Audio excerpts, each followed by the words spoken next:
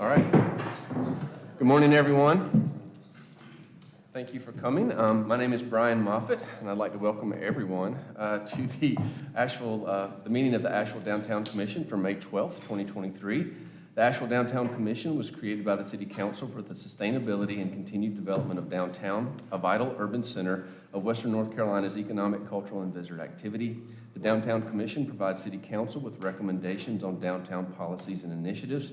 In addition, downtown commissioners currently fill 3 out of 9 seats of the city's Design Review Committee, which reviews development projects within the Central Business District, the River Arts District, and hotel projects outside of those areas. The Downtown Commission also has the opportunity to provide input on projects outside of the scope of Design Review. We are streaming live on our Virtual Engagement Hub, which is accessible through the Virtual Engagement Hub link on the front page of the city website and also linked on the committee page. For anyone out there with us today, welcome. This time I will go through and introduce our committee members. As I call your name, please say a quick hello. I would like to note that Tal Fletcher tendered his resignation. Did I say that right? Frankfurt, sorry. Andrew Fletcher, Tal Frankfurt. Still here. Yeah, still here. Sorry, I didn't boot you, I promise. The new city appointment means that his reappointment won't come until October. Did I do that right? Very good. All right, I'll just start with Nur. Hello. Nur Edwards. I'm Nor Edwards. Thank you. Jessica. Jessica Hendricks. Sage Turner. Eva Michelle Spicer. Andrew Fletcher. Stephen Lee Johnson. Megan Rogers. Robin Rains. Wonderful. Thank you. And y'all did great. Everybody's speaking in the microphone. I didn't even have to say anything. Awesome. At this time, I'll start our agenda items, and I will try to read the agenda items as we work through it. The first item of business is our approval of minutes. You should have all had a chance to review our draft action minutes. Obviously, the recording is online. Are there any revisions, or is there a motion to approve the minutes? Motion to approve. Wonderful. Is there a second? I'll second. I don't know who got it first. All in favor say aye. Aye. Any opposed? Wonderful. The motion carries. So we have a few items today. One, I don't think we've received any public comment. Is that correct? Okay, yeah, I received public comment ahead of time, sorry, but we will have time for public comment as we go through the agenda items. I just meant we hadn't received any email public comment ahead of time or messages. Very good. So we've got our new business today is to discuss the Downtown Safety Initiative, an update with that, emergency operations, continuity of operations plans, and then we have 2 projects for project review, Project Aspire, and at 1 Oak Street and the Duke at just cracks me up, 226 Hilliard Avenue. So our first item of business is the Downtown Safety Initiative updates, and city staff is, right? Let's offer public comment. Oh, we want to do Or public is it comment? not? Yeah, it's on the agenda. It's on the agenda to do the public comment prior to the new business? Yeah. If you want to switch it, we can. You would like to go ahead and do the public comment now? Yeah, then by all means, please come forward. Sorry, I'm sorry, Ms. Deborah. Just state your name, please. Hey guys, Timothy Sadler.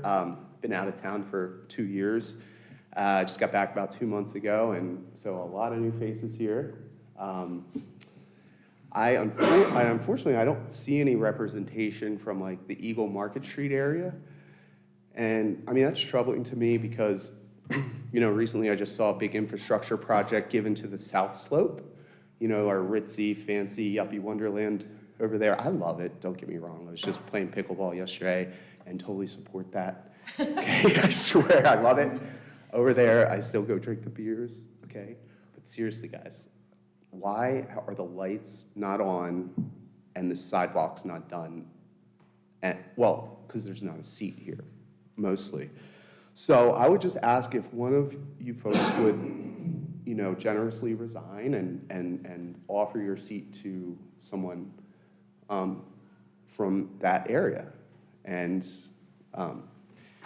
if anybody, except for Andrew, would like to do that, because, you know, and it's really good to see you here, being able to represent a different part of the community. You know, I see a lot of money people here. I see a lot of people, involved in design and things like that, well-established people, but, Andrew, I've known come up through the busking community, and, that's absolutely Asheville. And, I think we have a problem on our hands here with the disparity gap, which is growing amongst not only the black-white disparity gap, but the service worker and the well-established gap. So anyway, I would just really ask you guys to please do what you can to get better diversity up on this commission. Thank you for your time. Thank you. And you kept it under 3 minutes. Wonderful. Next public comment? Yes, please. Just please state your name when you come forward. Thank you. I'm Lyndon Anjas. I'm on the board of DARN, Downtown Area Residential Neighbors. And we had the privilege of welcoming Officer Jackie Stepp to our last board meeting, who took us very carefully and very completely through the steps that the police department is taking to improve public safety and the challenges that they face in trying to achieve those shared objectives. And I just wanted to compliment the Asheville Police Department, compliment our very fine police chief, and particularly Officer Stepp for making that outreach and making that process so transparent. Thank you. That was awesome. Thank you. Oh, we got any more of those?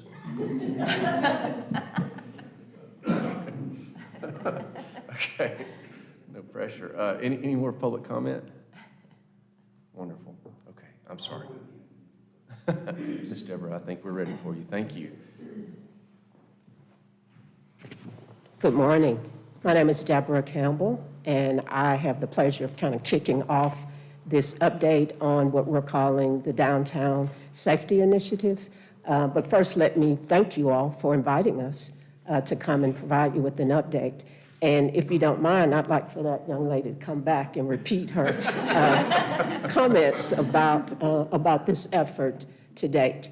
What I'd like to say, though, in terms of our approach, and when I say our, I mean the city's approach to public safety, is not just APD. It is not just the Asheville Police Department's responsibility to address public safety. We think from the organizational perspective, our City of Asheville local government perspective, it's our responsibility.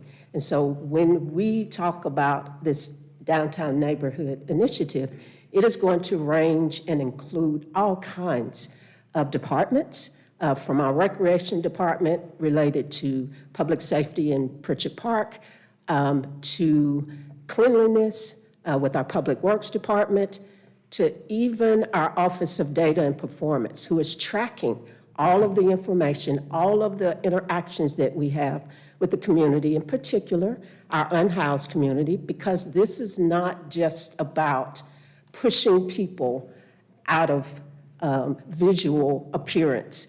It is not about, well, let me tell you what it is about. It is about ensuring that people have a sense that they can interact and visit businesses, that they can feel comfortable in the space that we call our wonderful downtown. So what you're going to hear is from a number of the departments that have initiatives. Again, we're going to start off with the chief and Captain Stepp talking about a police initiative. Then we're going to go to Patrick Carter, who is our deputy chief, who's going to talk about our community responder initiative. And I want to emphasize this community responder initiative related to a part of our goal, which is to find an opportunity to get people who need services, those services, to make those connections.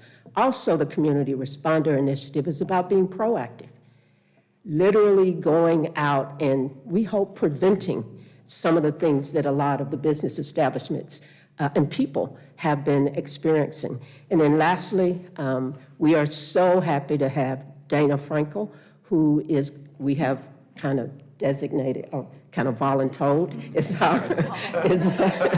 is our project manager for this effort. And she is managing a team of a number of departments that are going to help us address this effort. We said that we're going to do something for 60 days. But what we are doing is experimenting. We are trying to, with the data we hope that we will collect, figure out how do we do things that can be more sustainable. This isn't a one and done. And I want not only the downtown community to hear about this, but the broader city of Asheville, that we are trying out some things that we hope we can replicate citywide. So thank you very much again for inviting us, and appreciate all the positive feedback that we've gotten. We know it's only been almost a week and almost 2 weeks now. We started on May 1st, and we are excited, a little anxious and nervous, but with you all's help, I think we can address this issue and have something that can be sustainable. So I'm going to turn it over to Chief David Zach. Thank Okay, you. Great, thank you. Morning, everyone. Good morning. I think this is actually the first time I've had the opportunity to address this group, so. No, I should have worn a tie. Myself as well. Anyway, just to kind of echo the sentiments of our city manager, she spoke a lot about data. And data is what drives what the police department does. We go where the problems are. The problems often shift.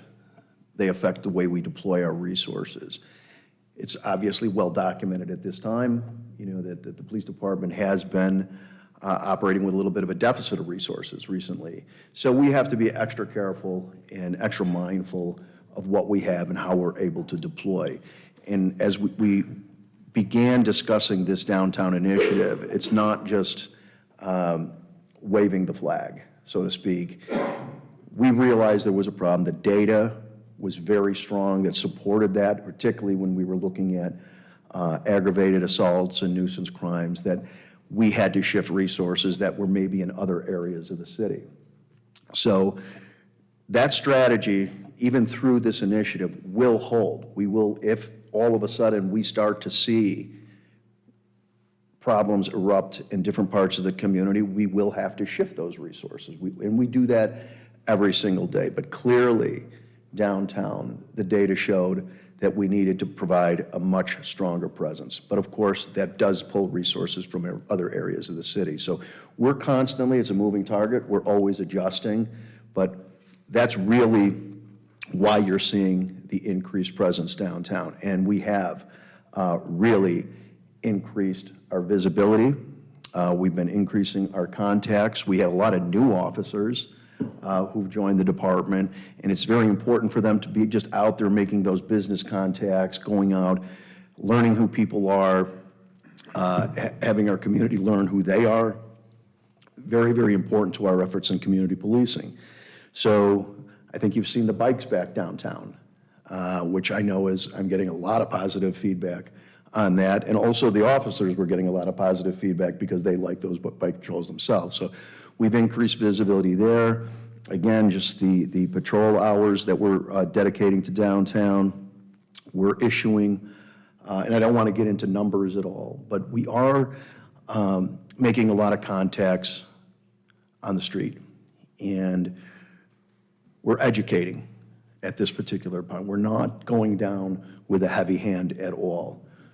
Our effort thus far is presence and education on what's acceptable and what isn't. And what we're finding when we do that, citations and arrests aren't necessary. They truly aren't.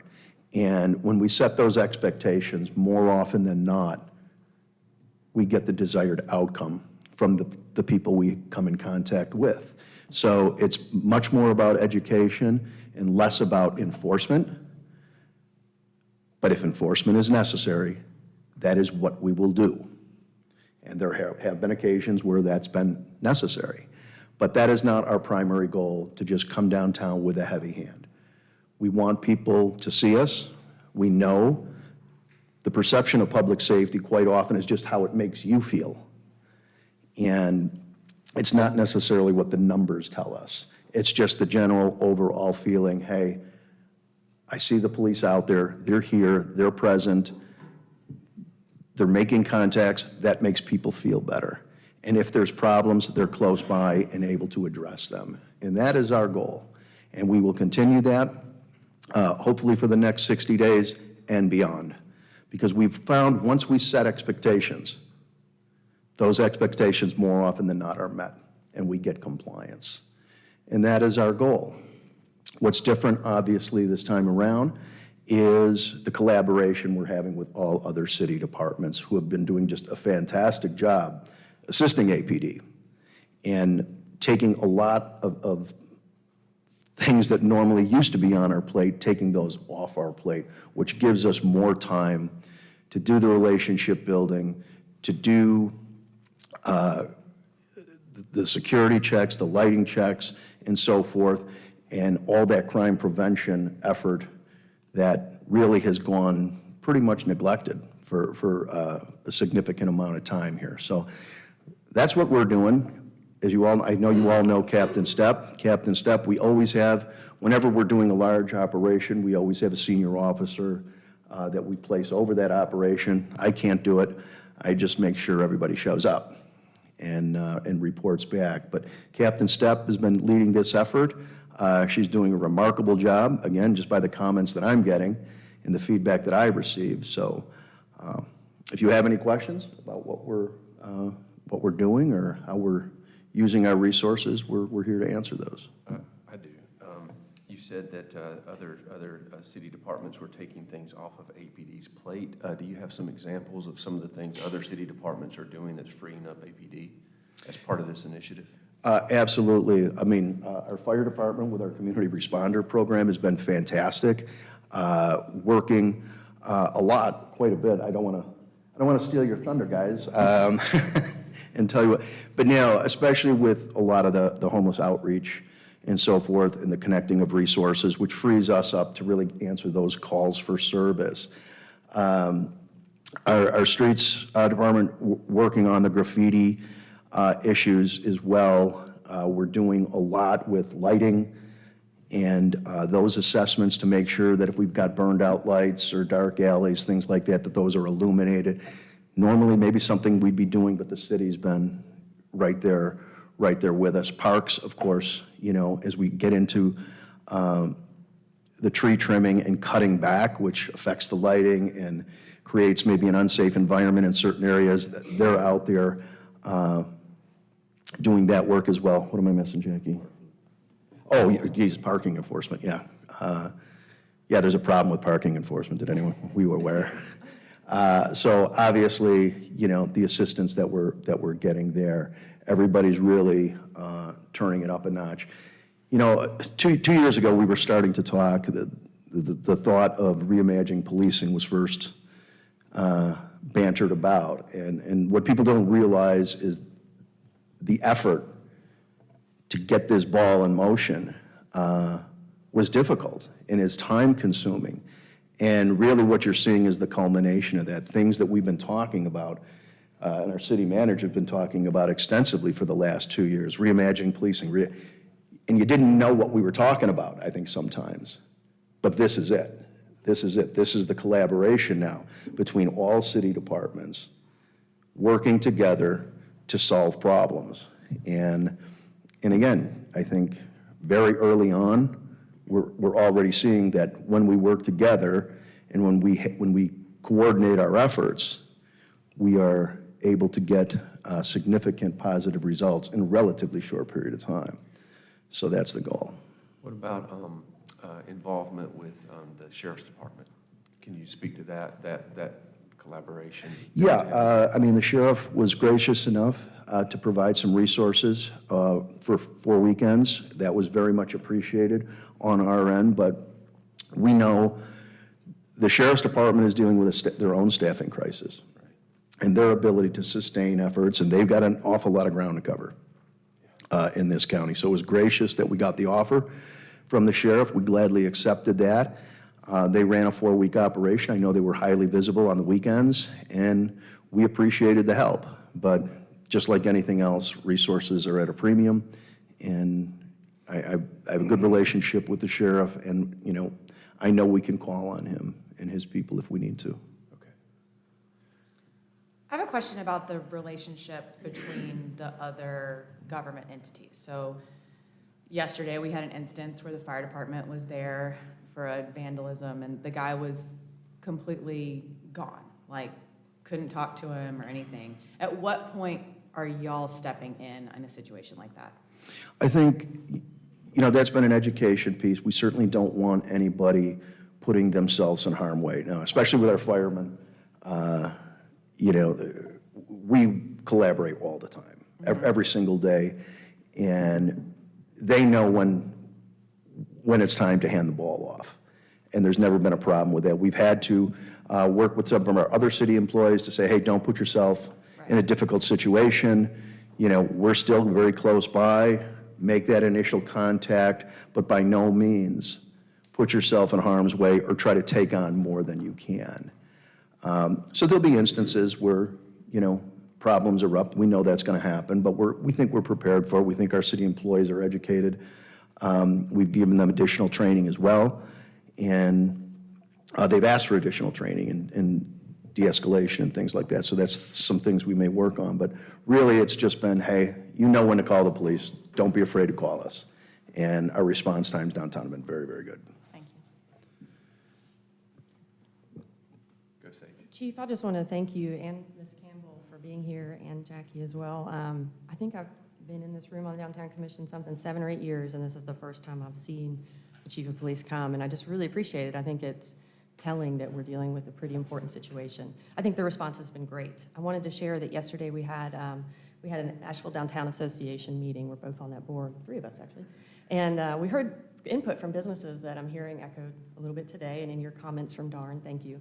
A lot of appreciation. I also think there's an opportunity that we're realizing that businesses really want to help however they can. So one of the interesting ideas I heard yesterday was from the Tupelo Honey restaurant, who had officers just simply stop by and say, how's it going? And they were very thankful, and they learned about leaving their lights on. And apparently, since that day, they've been leaving their lights on every night, and it has greatly helped, is what they shared. So I think there's some opportunities there. It sounds like you're already doing it, but to the end that we could educate businesses on what they can do to help, I think would be really helpful. And yeah, I mean, literally hundreds of contacts just over the past 7 days. And it's just, yeah, a lot of that just being familiar with the officer on the street in your neighborhood. And it applies downtown, but it applies everywhere throughout the city, is to know who your police are, to have a relationship with them, and perhaps when they see some sort of thing that you could be doing as a crime prevention measure, being able to just feel comfortable to walk in, make that contact, and say, hey, you might want to consider this. And that's really what community policing is. Right. And I think the other when we thing- have the resources, it works well. Yeah. The other thing we've heard, I don't think it was in the ADA meeting, but using the online reporting tool. So it sounded like, if I remember from our retreat, there were something like over 4,000, it's not larceny, it's some kind of theft. But it's something that you could report online, but often you call for help and officers come. But it was like the largest number of incidents and responses. So I wonder too if we could be encouraging businesses while we're so short-staffed to utilize that tool more and report these crimes online. So all that to say, I wonder if we could create like a document for businesses. You know? And yeah, and that is something that we are working on. Our community engagement division is putting that together as we speak. But it's interesting that you bring that up, because I had a retailer who, their national loss prevention, came in to meet with me yesterday, and to just talk about some of the problems that they were having. And we addressed a variety of issues, and one of those was the importance of the online reporting tool, because there's this misconception out there that, you know, APD's not responding to things like low-level larceny and things of that, those crimes. And that's true. We're not necessarily responding to take the report. And I've made this statement numerous times, but it just doesn't stick. Just because we're not responding in person does not mean we're not following up. It just means we can't send a uniform out there to take that initial complaint. So we explained this again to the retailer and reminded him that your particular chain is one of the worst for online reporting. We've seen your numbers go down, and you need to talk to your store managers to report because, again, it's about data. If we don't know it's happening, then we're not going to shift resources accordingly. So even if the follow-up isn't quite, in many of these cases, there is very little follow-up. So it may seem that the follow-up was quick and didn't resolve the matter, but getting that data is extremely important, again, because that's how we deploy resources. So if we see, shoplifting in a certain area going up, that maybe alerts us that there's a professional shoplifting ring working that particular area, and now we're going to move some resources towards it in order to thwart that activity. So the data is important, and we strongly urge our business community, please use the online reporting tool. Don't just say, hey, the police aren't coming, so why bother reporting it? Reporting it matters, and reporting is what's going to bring resources to the area. And yes, we are still going to follow up on those complaints. That's great. One question maybe that I should have asked, how are we going to make sure there's not a gap after the end of the 60 days in the application of resources? Well, I think, in my opinion, I think that's what the collaboration is all about, is all city departments. So maybe the police department may have to shift some resources from time to time, even during the 60 days. Because this can't be sustainable Right. in perpetuity. Right, but I mean, a lot of our crime data too is seasonal, especially when tourist season begins. During winter, hours change, hours of operation change. The number of persons downtown fluctuates with season, so we would be adjusting those resources anyway. I think what's different this time, and when you talk about the sustained effort over time, is maybe because the police have shifted some resources, our other city entities have not, and that presence is still there. And the presence of a city worker, even if it's not the police department or it's not the fire department, the presence of city workers downtown sends a message. And it also, that's more eyes and more ears that are constantly there. And when there's a problem, we're not waiting for a 911 call to react to it. So just that, I don't think will change. Only other thing that I will add, and when the deputy chief come up, he will talk to you about the community responder program. That is something that we are going to extend over time.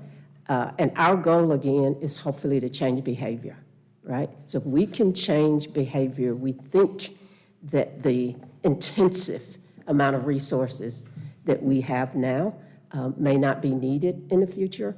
But again, lessons learned, we're trying to figure this out. Sure. And there are going to be fits and stops, but we think we're on the right track. Okay, thank you very much. I think the next, and thank you, Chief Zach, thank you. I think the next is emergency operations continuity of Chair, operations. we'd like to have Deputy that's Chief right. Crudup talk Sorry, about sorry. community responder, and then I'll round things Community out too response. on this Okay. item. Although Jeremy's going to give you a good presentation, I know. All right. Good morning. Good morning. So I'm going to give you your update on the community responder program. But first, I want to echo what Ms. Campbell and Chief Zach said. This is a team approach for our whole city. So we're addressing the needs as a city, as a group, and as a team. All right. The community responder is 5 individuals. They're working in teams of 2. And they work 9 to 9, 9 a.m. to 9 p.m., teams of 2. So they rotate their shifts, right? They have one supervisor that kind of oversees that group, all right? We're using a proactive approach, getting into our CBD to meet people where they are. Some of you, if you're business owners, you may have seen them come into your business.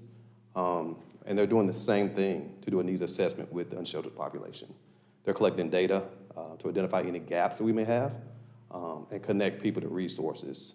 Some of those examples are often every Wednesday they go to the church, Hayward Congregation on Hayward Street. So there are a lot of resources there, and they meet the unsheltered population there to try to identify resource needs. And at that time, they connect them to any resources that they may have if they're in need or crisis. Another example for the responders, a gentleman did not have shoes. So the type of people that are on the responder team, the individual gave his own shoes to an unsheltered person. So gave his own shoes, and that identified, that addressed that need. I want to make sure I don't miss anything. We had another gentleman who was sleeping in his car, actually just down on his luck. He's actually a college graduate and had worked for a bank for a number of years. He came up here for a family emergency and just kind of got stuck. So he was living in his car. The responders found that individual and was able to connect him to resources here in the area, and he's doing fine now. So what I say is the program is going to be ongoing. We're located at 29 Hayward Street. They work out of there from 9 a.m. to 9 p.m. Now with the responders, they don't wear the traditional uniform like I'm wearing now. So you may not see them. They're on foot a lot, but they're parked and located out of the 29 Hayward Street office. Regular clothes, regular pants. They may have a shirt on that has community responder on the back, but they're collecting a large amount of data. And to date, they probably have made anywhere in the area of over 150 contacts. That's in about 2 weeks. So, and then they follow up, then they make follow-ups. So once they identify and make contact with someone, that's not the end of it. They follow up with that person, as well as business owners. They go to the business owner, identify any needs they may have, and they may ask, have you ever called 911? So once that happens, they start asking other questions. Was it resolved? What's going to resolve it? So the team is out there and they're doing some really good work, some really phenomenal work. How do we contact them? That's a good question. So there is you can always use the Asheville app, right? There's a community responder email group also. And that email is communityresponder@asheville.nc.gov. And once they receive that information, they'll respond back to you. If you give your address or a phone number, they'll reach back out to you. And that's on the app, and it's just, I think it's just under, do you see someone in need or something like that? I was looking at it the other day, correct? That's correct. Okay. If it's an urgent matter, is there a phone number to avoid calling the police dispatch? We are working through that process right now with communications, because the idea is to try to take some of that off of other people, because the responders, they're right downtown. Right. They're right downtown. Just give us all walkie-talkies. Come on now. Not yet, not yet. It has been really nice. In fact, they were in our store yesterday while there was an issue out back, which was my question to Chief Zach. And there wasn't a lot of communication between the two. In fact, the community responders just left because they realized that there was no getting through to this guy. Mhm. And then he Sharpied the whole back of my building. Yeah, with profanities. So there was no, which is why I asked the question about what is the line and where is the education happening? Because it has been significantly better, but they were in our store talking to our manager yesterday when this was happening, and they couldn't, I mean, you couldn't talk to the guy, and it was really sad. But thank you for having the presence downtown. It's Yes, been ma'am. Absolutely. really nice. Absolutely. Okay, thank you. Any other questions? It's a great service. Thank you very much. Thank you. Appreciate it. Got to close this out? Yes, got it. Some of my thunder was stolen by our guests today. I'm just kidding. But just to restate something as well, and as it relates to how, the public is communicating and how we're coordinating with each other, this 60 days is a learning opportunity for all of us. And we absolutely are tracking what's happening and what's working and what needs improvement. And following this 60 days, really hope to be able to implement better systems on those fronts. So Yeah, in addition to APD and fire department, we're working with our Parks Department, Public Works, Transportation, Zoning Enforcement, and others to improve not only public safety conditions, but cleanliness conditions downtown. And as has been mentioned, just last week, there was a lighting assessment done, including APD and multiple departments. We also had a volunteer cleanup with 25 city employees. Greenworks is standing by to help with volunteer cleanups, so we would welcome folks who want to organize or partner with Greenworks to organize those during this period. And as our city manager mentioned, services and impacts are being tracked during this period by the team, but managed by our Office of Data and Performance. So we will be posting that data on the project page and reporting that out as we go. We should have our first reports later this month. And in addition to coming to you all during this period, we will be providing updates to City Council's Environment and Safety Committee. So their next meeting is May 23rd. Just want to get that on the radar. And in terms of collaboration, so the project page is live, which I hope you all have seen. We are sending regular updates out. I'm pretty sure I put all of you on that list, but please encourage your networks to sign up and receive those updates and check out the information on that page. There's really clear information about reporting concerns and filing trespass letters and things like that. So please do help get the word out on that information. Also want to thank ADA in advance for helping with a survey at the end of this. So the issues survey that had been done and presented at this spring State of Downtown, we will look to do one towards the end of this period, and that will be one measure of how we did during this time. So let's see. And yeah, there are absolutely opportunities to partner, and there are a lot of things that businesses can do to help create both a cleaner and safer environment in our downtown. We're working with AIR to schedule 3 public safety assessments, we're calling them, which will walk in different areas of downtown, and we'll talk together across departments and with business representatives about what could be done to improve conditions. So if there's other groups that would like to schedule those, please also, you can let me know. We have an email address as well, AVL Downtown Safety Initiative at publicinput.com. So if you want to organize a walk around, if you want to organize a cleanup, that email address is a great way to do that. And let's see. So yeah, it's a learning process, and just we've had a good bit of discussion today, but if you all have other feedback or other questions, we'd be happy to One answer them. question Yes. on the collection of data. We're doing a lot of collection from the side of people who are concerned with public safety, sanitation, all these different issues. How are we collecting data from the people that are being responded to, for lack of a better term? In other words, how do they feel about all this? Are they feeling more cared for, or like the boots coming down on them? I don't know how else to say that. How are we collecting that data? Yeah, that's a good question. I know in the community responder program, they have a number of specific questions and have worked with our homeless resources staff. Because they're citizens too. Absolutely, absolutely. So I know that as part of that program, there'll be some really good insight and information in terms of how folks have been helped and what their needs are. If we do this right, everybody gets cared for, not just one side of the equation. Okay. That's the idea.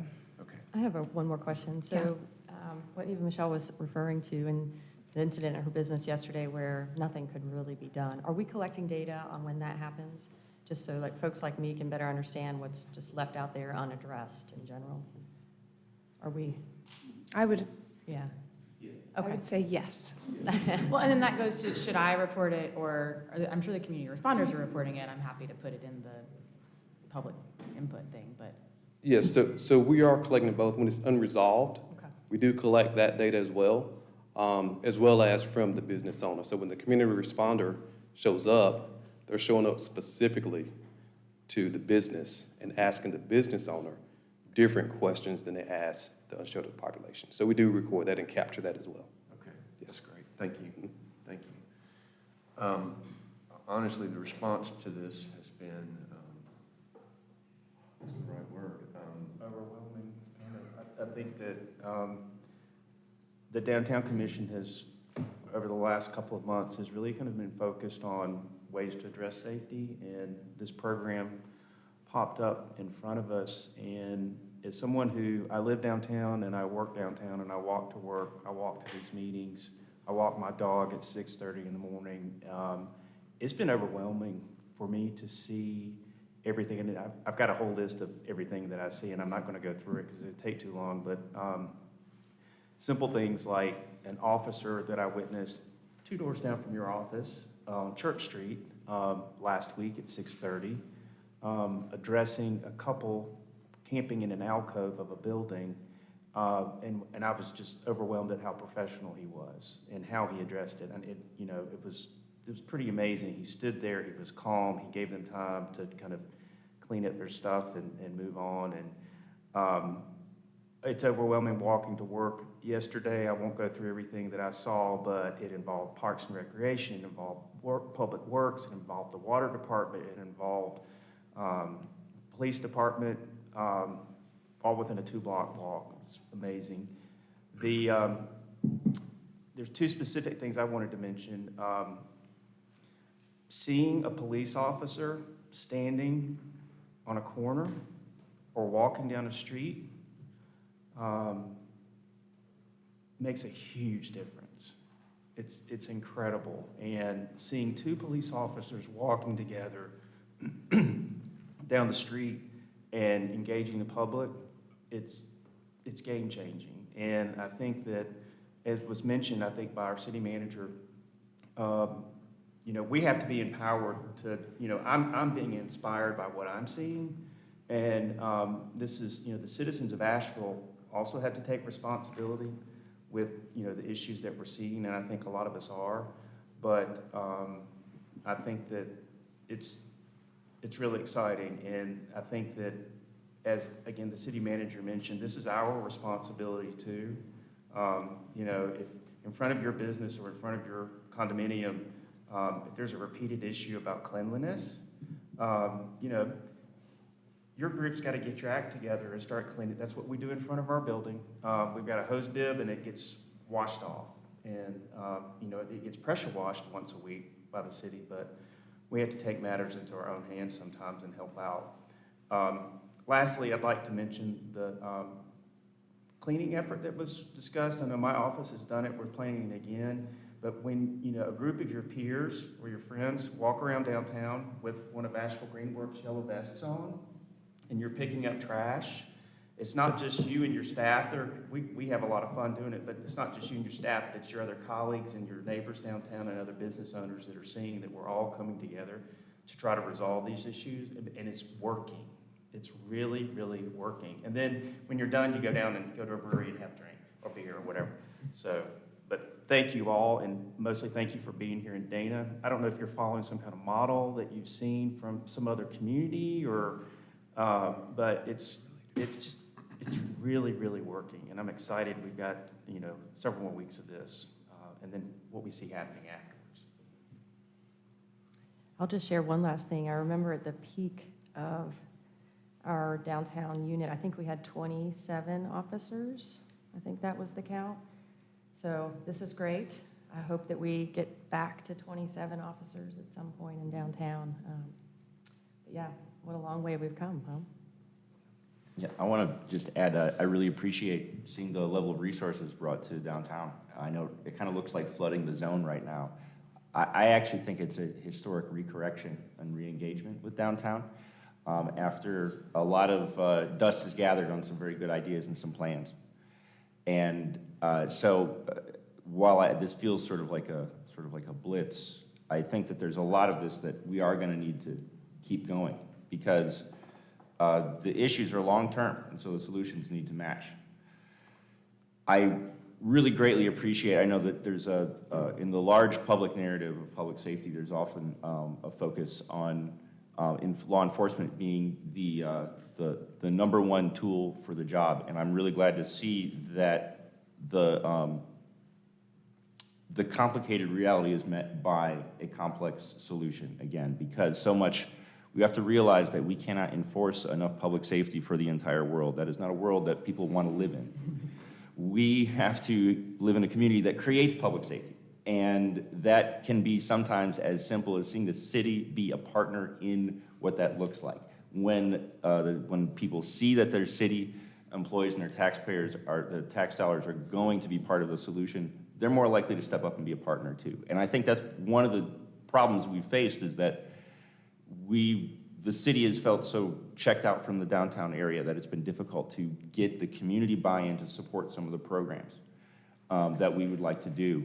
And so what I see this is that hopefully this is a reboot of that relationship, and we will get more community partnership when we see the city doing their part and restoring their role with the city. And I don't just mean boots and badges on the ground. You know, when we've got a litter issue, it's a lot easier to pick it up than to try to catch it in the act. So we just got to be functional about these kinds of approaches, about how we're cleaning up. And I really appreciate that this effort has not been all about the police department, but is casting a very realistic net over everything that we need to marshal together and how we need to work together. So I'd really like to thank the city for remembering that the creation of community safety portion of public safety and allowing some resources to go to that, because those are true long-term things that we can do that can have results. Well said, Andrew. We good?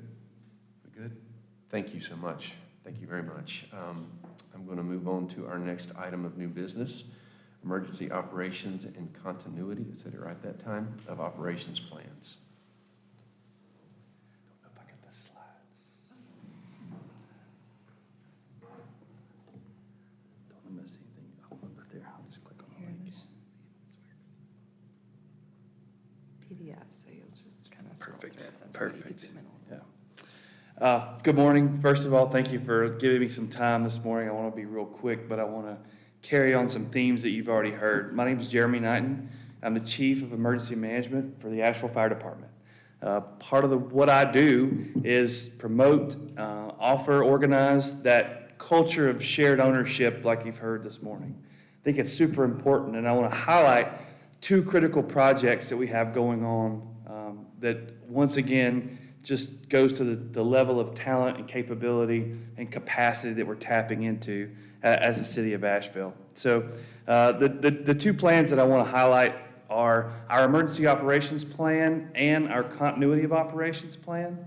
So the twofold approach, the emergency operations plan, you've heard already some individualized service during this time of need. And so what we want to talk about with this and where we're focused with this is when we have large impact, when our community experiences large impact, whether that be from natural, through climate disaster, through man-made disaster. You know, when we think about multiple departments, multiple entities, multiple stakeholders coming together and responding, and then recovering, right? Because what does many times our community faces impacts non-uniformly. Many of our community members face impacts that are different from others, and those impacts look a lot different.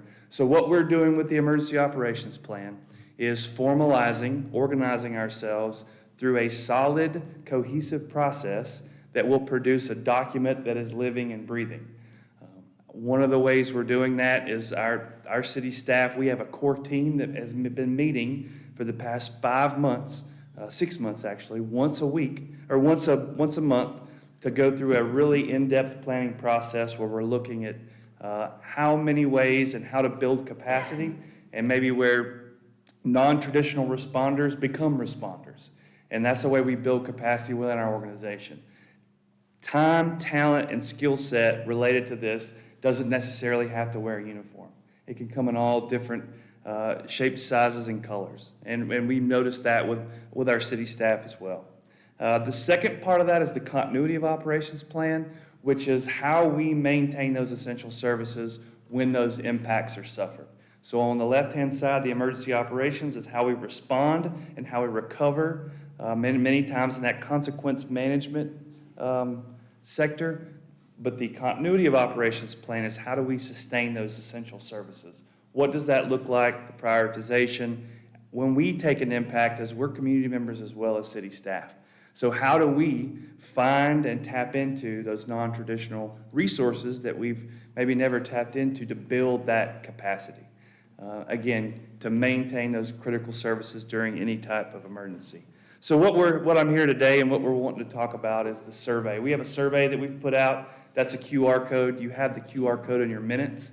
But what we're looking to see is what threats, vulnerabilities, and hazards, what's your lived experience on going through these major incidents or major disasters here in the city of Asheville? And then how can we promote that personal preparedness and community resilience? Again, where we're focused on preparedness, it really starts within the home. It starts within the neighborhood. It starts within the community groups. And so how do we promote that? Where can we help facilitate that capacity, that resilience, and meet folks where they are to promote that? You see kind of the process, and I want to speak to the process because I think it's important. When we talk about this process of planning, the document is one thing, and we will have a document, a final document, but that document will need to be a continual update, right? Things change, tactics change, data changes. And so the process that we're kind of following is that we're engaging to try to get that personal participation, the trusted community dialogue, so I'll make myself available. I have been, many folks have probably heard this presentation a few times now because I've been out and about giving it, which is so important. And lots of good feedback is coming in. And then taking that feedback and actually implementing it into the plans and the processes. I think it's super important that this is not the last time you hear from me about this project, because this is a continuative dialogue. This process is iterative. And then we're going to make sure that when I come back next time, we show how we inputted the feedback and the data and the dialogue and what the result was as far as the plan goes and the exercises that we did. So some of the questions that we've asked in some survey examples, again, just what have you experienced while you've lived in Asheville? Also, how can we help promote preparedness? What do those events look like? What does those community interactions look like? How do we meet everyone where they are? And so it's just some examples of some incident types, also some preparedness types and what that looks like. So those are just some examples of questions that we ask in the survey, and we encourage everyone that can hear my voice to participate in that. And we're trying to get this out as far as we can, as well as if there are opportunities that you know where you would like to continue this conversation, maybe in a smaller setting, you have workshops, you have groups, community boards, advisory groups that you serve on, please get in contact with us. Dana can direct you to me, and would love to get something on the schedule and come talk about this preparedness specifically. And anytime I'm in front of a group, I always want to make sure that I bring up AVL Alert. AVL Alert is such an excellent tool that we use, again, to promote that warning, that common operating picture, that situational awareness for all members of our community. So the AVL Alert, if you're not signed up, I highly encourage you to do that. And then on the right is the actual QR code for the survey. So please share it far and wide, and I'd be happy to answer any questions that you might have. Do we have any questions? We just all need to go take the survey. Yes. Good call. All right. Is there anything else that we can do to help you? That's it. And they're the QR codes, and I'll send the flyer out in the minutes. I'll get that to Dana so she can share that with you, and so you can post that up around wherever you want to. It just kind of gives a high-level synopsis, and then the QR code. Very good. Thank you. Wonderful. Thank you, very much. everyone. You can see many are leaving. Thank you. Okay. Well, that was a wonderful treat. Yeah, like I said, a little overwhelmed. So we're obviously not going to make 10:30. We're still, but I'm going to try to keep us moving as best I can. Who could have predicted a day like today? we'll keep moving. So we're going to move into our project review. And our first item is Project Aspire, and I think, Will, you're up. Yeah. Good morning, everyone. Will Palmquist with Planning and Urban Design. I'm just going to go ahead and pull some materials up. I'll be helping to present and give some background on Project Aspire. We also have Robert Poppleton with the Furman Company with us today. His company, who he is with, is leading this project, and he's joined us to help fill in any more information or answer any questions you might have. I'm sorry, right before you. We have a login problem. She had to reset her Chromebook. What is it? It's Asheville volunteer login. How does she get back in? I think it's, I have sorry it for the here. interruption. We'll get it. And also, Jessica, I'll need go to ahead. recuse myself from the conversation, because in my non-ADA job, I'm the executive director of the downtown YMCA. Right. So you and your Chromebook, they can't log in, can just. I believe that because we're not voting on this, we don't need to take a vote on the recusal. That's my understanding. But I appreciate the Just wanna make sure we frankness. above board. Yes, thank you. Yep, yep. I'm so sorry. I was supposed to do that before we got started. I was taking so many notes, I lost my own notes. Okay,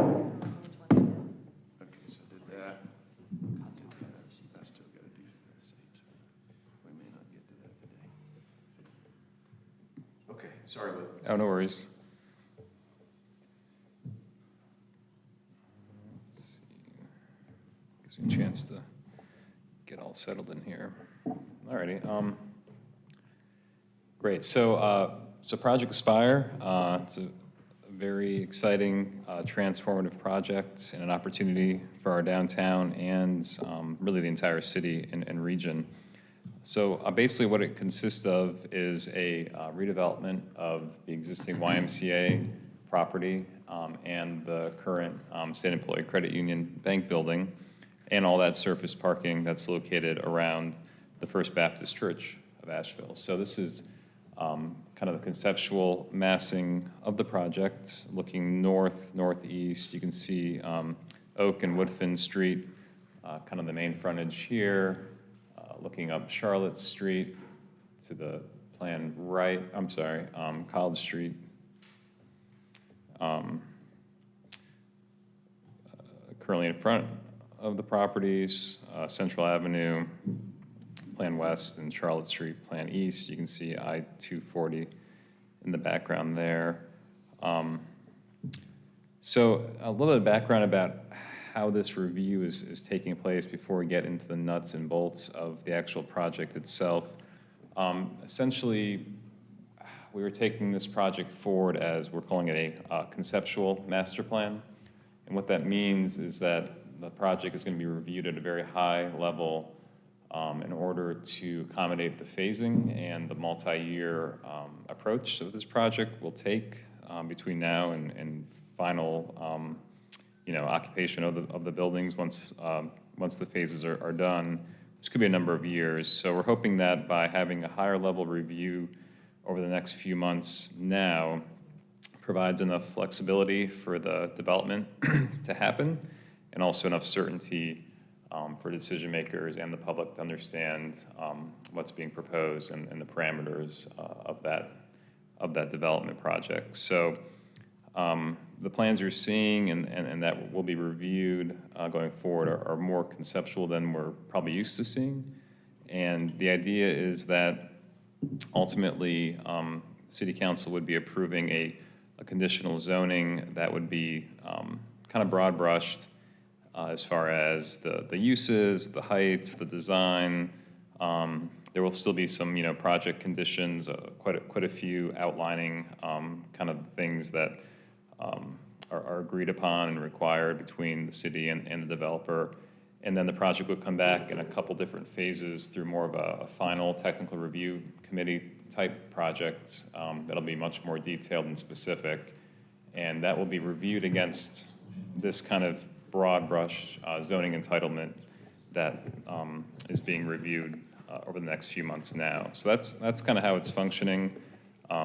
So we're kind of trying to hit that middle ground, and it's just kind of a new type of development review that the city hasn't done a lot of lately, and it could be a good model for larger projects like this. So this is kind of a good test run. We're kind of not gonna say building the plane as we're flying it, but it's a little bit of figuring it out as we go to some degree. So with that background, I'll just get into a little more about the details of the project, and then I'll keep it brief, and we can turn it over to Q&A and discussion with the applicant as well. So in total, these five new buildings consist of about 1.1 million square feet of new construction.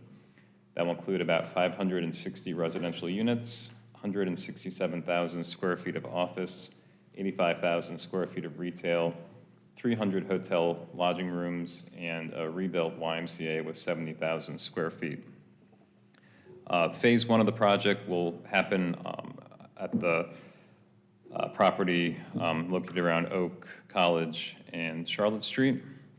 And essentially, the colors correspond to different uses. So the red at the bottom of the buildings is retail use, the orange is residential, the blue is office, and then that purple is hotel. So phase one will consist of these two buildings, the hotel tower of about 20 stories with those 300 or so guest rooms. Mixed-use building one that'll have the YMCA in the green, ground floor retail along Oak Street, residential above. And essentially, once that building is done and able to occupy, the YMCA would presumably move over, and then demolition and redevelopment of the other phase of the project would commence. So Yeah. they've changed the mix on building one just a little bit from They what I have. saw at DRC. It's primarily office. There's very little. Building one's primarily residential. Residential, Yep. excuse me. That's Yep. right. That's what we talked about. is Yeah, that so- They had more office, and they've made it more residential. Yeah, I think Okay, that's I'm just a making good- sure I'm keeping up with the changes. Mhm, yep. Thank you. Yeah, the project, Was that a change because you guys gave that direction, or did No, they submit they it? asked, they asked about it, and we, I mean, obviously DRC doesn't really review uses per se, but we thought that would be both a reasonable use in that area, it was a good use in that area, and I thought it would be more appropriate for the building, honestly, right there. So I just was making sure I'm keeping up. Thank you. yeah. Yep, you got it. So yeah, the project was informally reviewed by the DRC a couple months ago. So there are some changes to kind of the organization of the buildings, the layouts and the uses. So yeah, I think having more residential in that first phase is going to help to kind of anchor that site. And on day one, it'll be a mixed use 24/7 kind of region. So I think that's a good move. Just trying to see how many units are in that building. It's a fair amount. I think about 200 or so of the total 600. I think the majority of the residential is going to be more on this western phase two section. Let's see. Yes, then phase two consists of mostly residential in that building 4, 19-story tower along Charlotte Street. Both that building and building 2 have kind of been have an upper story step back that reflects more of a transition to the street, which is a change from the informal DRC review. Essentially, the overall massing plan, it's based on the height zones in the CBD. So where the tall buildings are proposed, that's the tallest height zone, and then the intermediate height zone is where the shorter buildings are, which works well with the intent of the project and the property owner of two of those properties, the First Baptist Church, in that the design really is a way to reflect towards that historic landmark. Some of the building kind of chamfering is even directed, like Building 3 has this kind of diagonal facade that directs the view towards the church. So a lot of that design intent is towards paying kind of homage to the church and not overwhelming it or burying it in building. Some of the other items include 2 new parking decks. It's going to be a total of about 770 parking spaces, most of which is in the structure. 2 structures, parking. Here's the phasing plan. I'm going to try to flip to. This plan shows a little bit better head-on about what's being proposed. So again, phase 1 down here, phase 2 over here, the 2 parking decks, hotel drop-off located behind that hotel building and building 1 there. You can see the new interior roadways that are meant to help connect through the development and serve as kind of internal, and they won't be necessarily publicly maintained streets necessarily, but they will kind of function as city streets. So they're being designed with sidewalks and trying to function as actual streets. It's kind of a challenging site in a way because while they're trying to establish that more traditional grid, you are kind of have the barrier of I-240 on the north, so there's less opportunity to connect completely through the site, but still some opportunity to provide more of an urban grid that was destroyed a number of years ago. You can see on this interior street where the kind of parking currently is a through street between Charlotte and Oak Street. I think it's going to be a right in and a right out only at Charlotte Street, so you won't be able to turn left out of there due to the traffic conditions and NCDOT's management of that roadway, but that will be a through connection. It's kind of being envisioned as like a festival street that could be maybe closed down for certain events that the church is holding. It'll be designed as like a slow street with angled parking provided as well. Let's see. Again, number of different massings in that submission material. I won't go through them all. Kind of gives you a sense of kind of the scale, the articulation that they're looking to do at these sites. Will, as you speaking to that, I mean, I'm impressed with this package. I know we don't always get this level of detail of view corridors and massing, and I mean, it's just really well done. I encourage more projects to submit like this. Yeah, and it's a great team. They've done a lot of work, and Robert could probably give more background on this, but they've been working on this for a number of years with the church and the broader community to come up with a scheme that would work for everyone involved, and really good design team to put a lot of thought into this. Do you want to flip down to some of the circulation plans? That's a newer submission from the informal DRC review last 2 months ago. So these are some helpful diagrams that kind of show the pedestrian connections, porosity, how it relates to the rest of downtown. I think this is going to be a really important component is, you have the downtown core, and you have this part of downtown that's always felt a little bit separate. And Woodfin Oak has been, it's not a highway, but it's a wide street.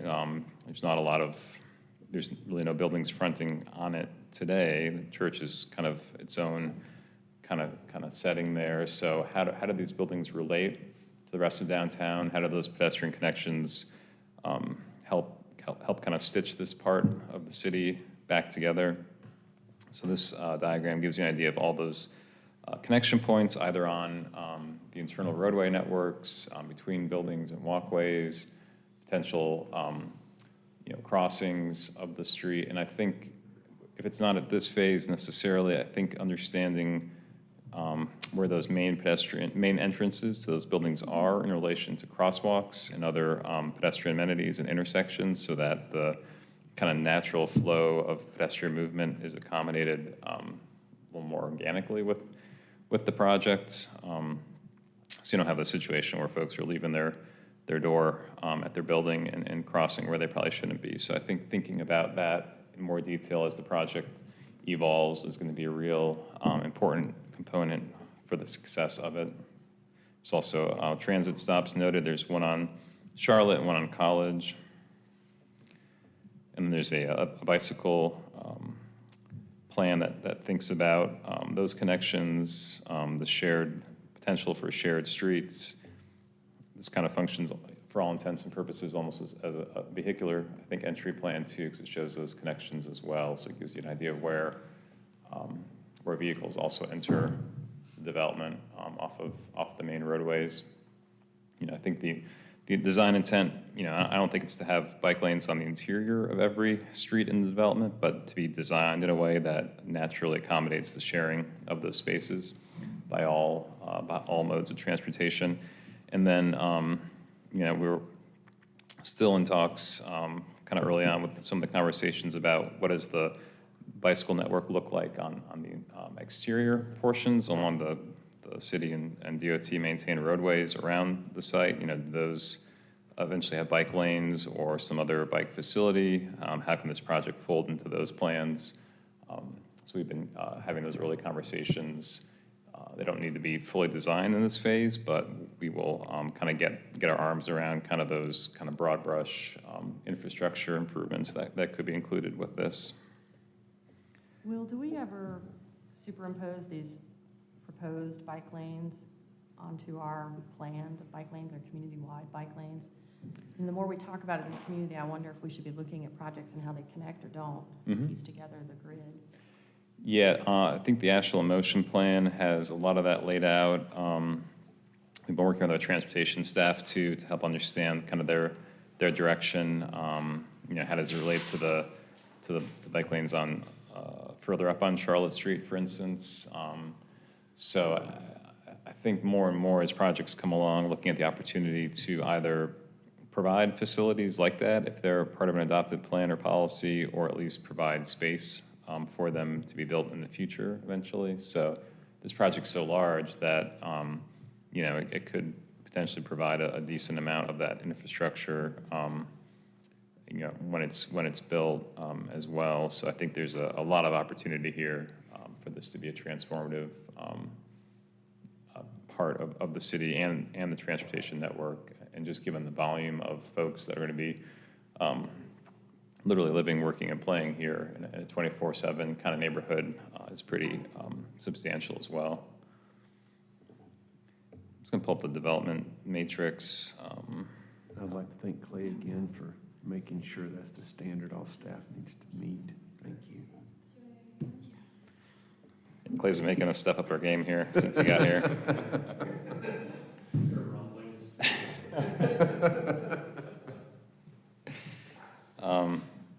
So yeah, we sent this around yesterday, kind of gives it a little more detail. So this is kind of helping me to kind of think through it as well too. Yeah, so yeah, all the streets around the project are key pedestrian streets. So Oakwood, Finn, Charlotte, College, all key pedestrian streets. So they're required to have certain opening and fenestration detailing requirements on the ground floor. As far as new sidewalks, the new 10-foot wide sidewalks are going to be required to be built. They'll probably exceed that width in number of spaces as well. Thinking about those bus stops that could and should be improved to bus shelters with this project, bike lanes as appropriate. The mix of uses, very much a 24/7 type of livable neighborhood. Community space with the YMCA. Opportunity for really high quality urban design beyond just street trees and sidewalks, thinking about how the project can provide spaces for folks to kind of hang out. If you have a kind of a blank corner here or there, how do you turn that into something that's usable where folks can congregate or relax, or maybe some street furniture type opportunities as well. I think also the opportunity for green building technology like green roofs or bioswales. I don't think it's pretty impervious there today, so it's mostly all pavement with parking, so it can't get a lot worse. But I think with all this new redevelopment, there's opportunity to slow and enhance and treat that stormwater before it hits the system. But or at least the proposed open space requirements would kick them into the stormwater requirements, correct? Well, yeah, there's an open space required for downtown, but because they're over an acre, they're going to have to do stormwater mitigation anyway. Yeah. Project's also looking at its affordable housing package, and I think there's still still being somewhat refined, but kind of the broad strokes of that is that it will be a combination of, obviously market rate, but then deeply affordable units down to 40% AMI, all the way through the spectrum to a workforce type housing income level. I think that's at about 110 or 120% AMI, so. Will, Yeah. when this is approved for conditional zoning, will that be tied to it and they'll have to do that? Yep, that'll be in the project conditions. So essentially, that project conditions document is going to do a lot of the heavy lifting for the entitlement, and it'll include things like ranges of uses and heights and affordability as well. So we'll pin them down on that, and then that'll be what's reviewed against on the final version. Okay, Yep. thanks. You're welcome. Yeah, and I guess that goes to my, for this discussion, we're not voting on this as a body for approval. We're merely reviewing it. Any comments that we have will go, will be part of the discussion that then staff has with the city council, basically.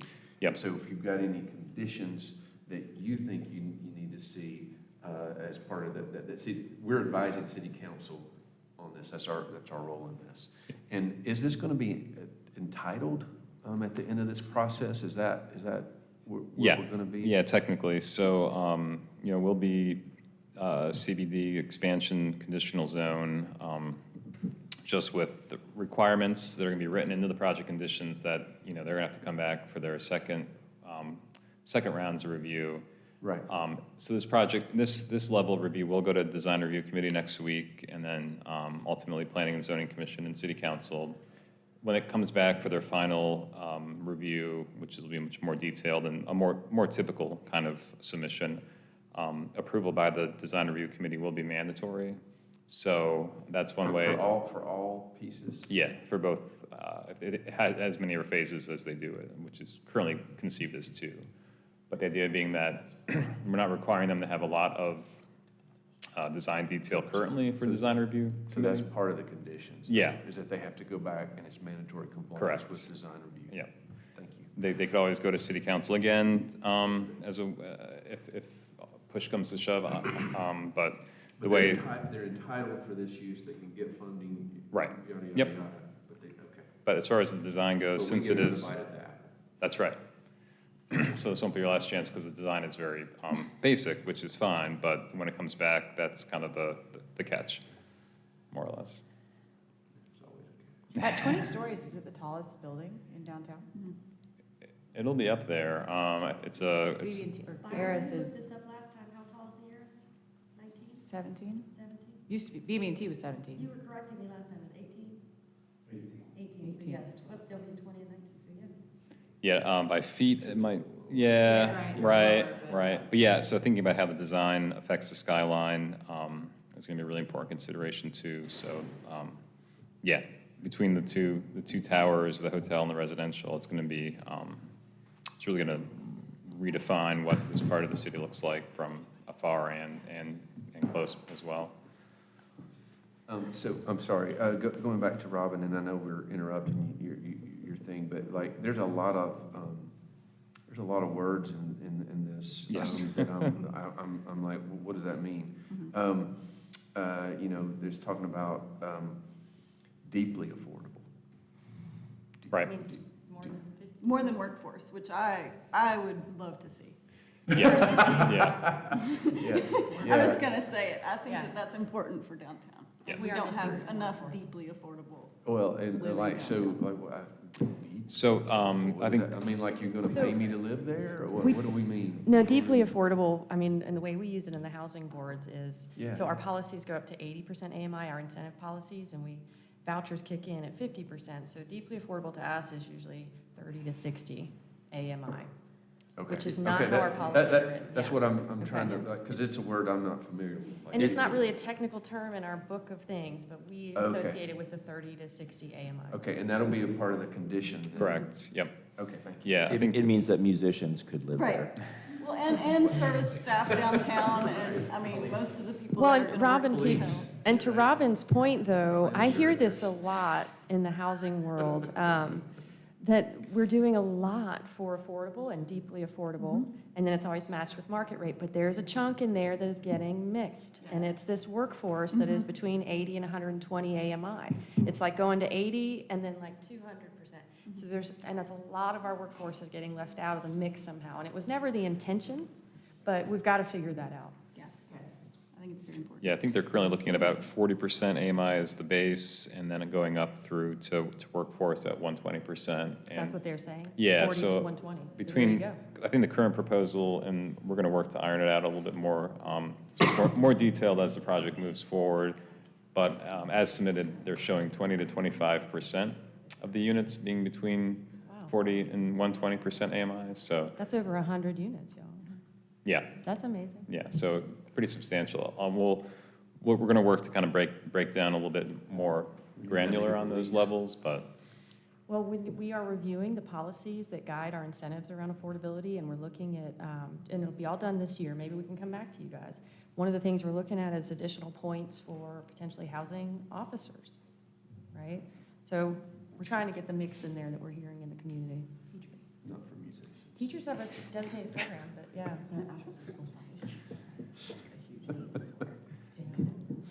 I don't know if you all want to have the opportunity to hear from Robert at all, or ask him any questions, or Well, so. glad to answer anything else. I think as Will's putting his report together, I'd like to say a couple things. that Sure. I'd like to see as part of this. So I know that DRC is going to get more than one bite at this apple, and that's good.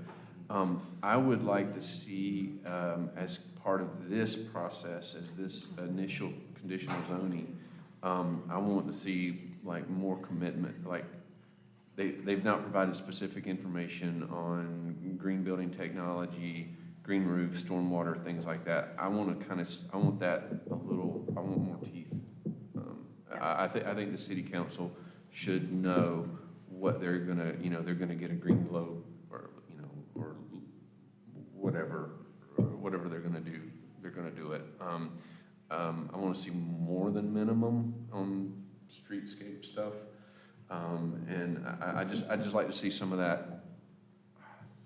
Some of these words are just a little like, well, we haven't defined that yet, and that's fine. Understand that. It's a pretty big deal though if we don't have that condition in that's tied to something tangible, objective, measurable. We won't get it. So.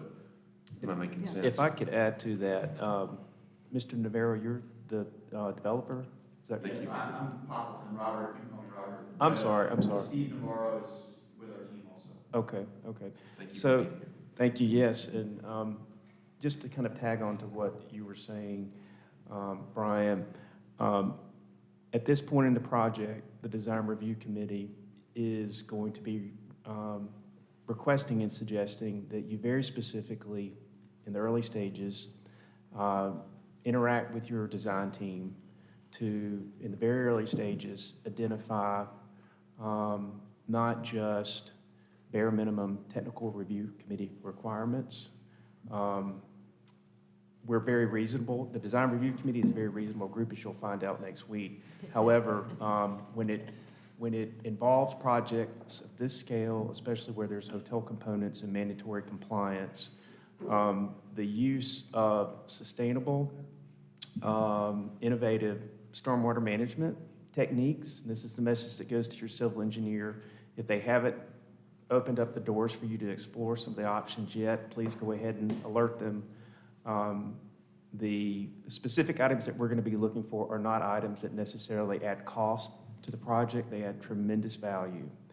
And most of the time, we see projects coming to us that the developer has simply not been informed by their design team. And we'll be very specific about this next week, but our committee, the committee, and I'm not going to speak for the Downtown Commission as a whole, but as myself, we are very concerned and aware of our climate and the vulnerability zones we have here in downtown with the heat island effect. We've got the National Climatic Data Center based here for the United States here in downtown Asheville. So we have a tremendous amount of awareness and knowledge about climate. But we have a serious heat island effect downtown. And your project is going to need to help address that. As we require of every project that comes before the Design Review Committee, we have a very aging and fragile infrastructure in terms of stormwater. And this project, during significant rain events, will put on a significant burden to that existing system that is maintained by the citizens of Asheville and paid for by the citizens of Asheville. I would like to suggest as well that there are a lot of huge, significant, mature trees on this site. There's a lot of impervious area, but if you go by the site today and look along Woodfin Street, along the street edge, there are huge oaks and some of the most beautiful sugar maples downtown. But in between the First Baptist Church and the existing YMCA, there's a lot of trees. There are mature trees in the existing parking lot. So we know that a development of this scale obviously requires demolition and removal of trees. And sometimes the benefit of that is that we get new trees that are going to last us another 100 years. So we do see the benefits in that, and there's lifespans on urban trees. But there's a significant tree canopy that will be coming out. I would just encourage your design team to look at where possible along the existing streetscape. It looks as though we've got the required 10-foot sidewalk that is along Woodfin that would probably be up to the back of curb, which means all of those trees along Woodfin would have to be removed. And that's a really, really big deal. So again, meeting minimum city staff requirements that are in the technical review committee are just not going to be what we're looking for. We're looking at a reasonable response to following the downtown design guidelines, which encourage everything I've just said. So, and then last thing, this is one killer presentation. Your team is, this is incredible.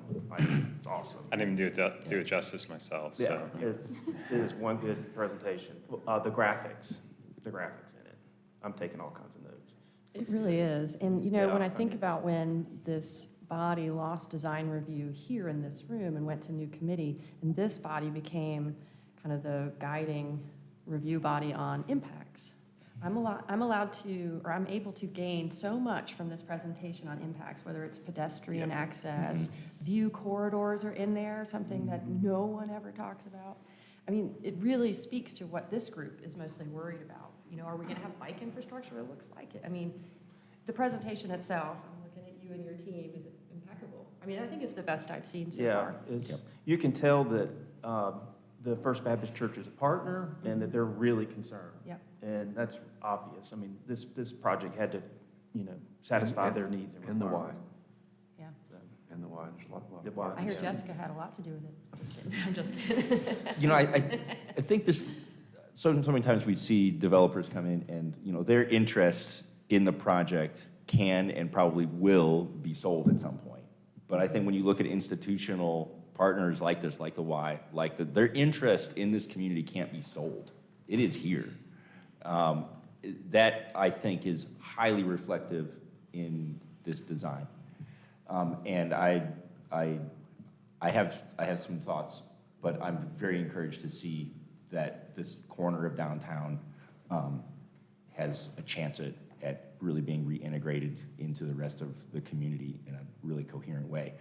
I do have a couple concerns and ideas here, though. I think the Can I building- interrupt you just to say, Yeah. how are we recording this? Are we going to summarize all these in a document to council? I want to make sure we're here. So You yeah, are? I'm taking notes, Okay. and I'm gonna, these get folded. Typically, we fold comments from wanna make sure it's Downtown clear. Commission or Riverfront Commission into the Design Review Committee staff report, and that's usually where it lives. And then the high-level stuff, really rises to the top, and we can pursue those I further. just feel like so. since this is such a big one, I want to have a document from y'all. Would be really helpful. I'm taking this as we Thank speak. Yeah, Yep. so, so far we've got basically more than minimum standards on stormwater, basically, i.e. green roof, utility green roof, amenity green roof, whichever, better bioswales.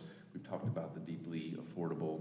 Better submission. Yeah. View corridors, yeah. View corridors, things like that. So that's what I've got so far. Go ahead, Andrew. Yes. Building height does not really bother me. I know building height's mainly a function of land value. But I do feel that the heights frame the church and don't quite feel like they're quite as part of the whole of downtown. It's the one thing I would personally, and when I look at this, the building heights on Building 4 and Building 2 seem like they should be switched. Just because we have this really sort of bookend feel, and the surrounding buildings don't build up to it very well, I feel. And so I would hope that that's something that could still be considered. One of the diagrams showed it as more of a, like a planar thing, whereas right now it's like going analog to digital. You've gone, and it's just, go back to the one that you were just at. I'm sorry. Oh, yeah. So like building two, the one of building, gosh, my eyes are terrible. Basically as you get closer to the edges, it feels like those buildings could start to step up a little bit. I'm thinking like the two things that are called Building 3, like the one on the left could be a little higher. On Building 5, I think, you could have a piece of it that's a little higher so that it's not feeling quite so jig-jaggy. Yeah, and part of that architectural term. Jig-jaggy, that's right. And part of that is I do really appreciate seeing like the proposed building structure on the other side of Central Avenue. Like that's not even built yet. But you guys at least sort of skeletoned it in there. Yes. And so that is kind of the building sites on 4 and 5 seem like they should be kind of flip-flop. Also because then you're putting that building height right against the interstate. And that's, I think, a lot friendlier. So that's my observation on heights. The absolute heights don't bother me. The configuration, I think, could be stitched in a little better. I think they could add height. Like I honestly think you could add height to the end of Building 5 and the left building of what they're calling Building 3. I think that would make it seem more general too. Just it's a little bit of a spike, I think, between the two. And but it would also is the goal to break highlight the church? Because if you look at page 43 and 44, the church is higher than those. I mean, it's such a gorgeous historical architecture. Yeah, I'm not on design. They had a good diagram though that showed it more gently. Yeah, I don't think that my comments are in conflict with that at all because. But if you look at 44, if they raise those buildings, then it's gonna No, it's not the ones directly beside the church as you're going away. They had a nice diagram. Again, thank you for your diagrams. That had like everything in green. It was the 3D diagram that showed that's the one I'm thinking of. And the view shed from the interstate at 65 miles per hour is not something I care about very much. That's the least. If you're coming into town from that way, it's your first. Do you all want to welcome Robert up to have him kind of interject a little more? I think he'd be happy to kind of respond. And we can. I'm taking notes, but he's probably actually has some responses he could give. So yeah, feel free to come up and respond to any and are the questions or colors comments. highlight? If you want to flip through, it's just the 2 fingers to scroll on the touchpad. So yeah. Sorry, that was my job. I'm supposed to make staff do that. I'm happy to respond to a lot of your comments. Thank you, Will. That was wonderful that I didn't have to give that presentation, but I've given it many times. So Will and I were talking, and I was like, well, if I get up there, I'm going to talk for an hour. But there's a lot of information there has been discussed. Before I get into specifics, I want to just echo a few things that have already been said. Quick introduction, Robert Poppleton, Vice President of the Furman Company. We are privileged to be working with the YMCA and the First Baptist Church of Asheville. It does make this project very unique. There is a permanence with our outlook, and that really helps how we can approach a lot of design and planning. I arrived a little early today and was able to listen in on your previous conversation. I am very encouraged and grateful to all of you and your leadership in taking that on in the city as well. It's so important as someone who's coming into the community to hear that, being public safety taking the right steps. It's going to be hugely important to have the investment justified in this project to see that. So I know I'm preaching to the choir. You know it's more important than I do, but we are very grateful to hear that conversation. So I heard a couple of things that I'll try to react in quick order. The one was on the affordable housing objectives, right, and working with the YMCA and the church. These are objectives that were handed to us day one in our discovery effort more than 18 months ago now, as being very important to the success of mission as it manifests in this project.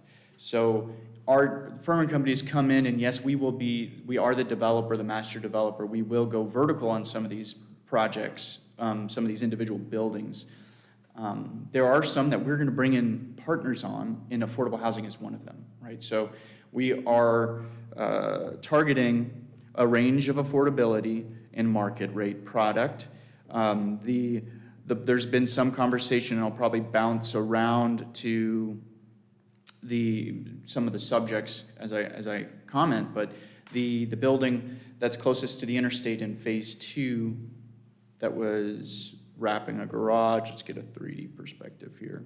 That was the doctor. Oh, I saw it. okay, I'll go back to that. Oh, where am I?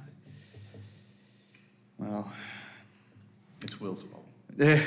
when in doubt. Okay.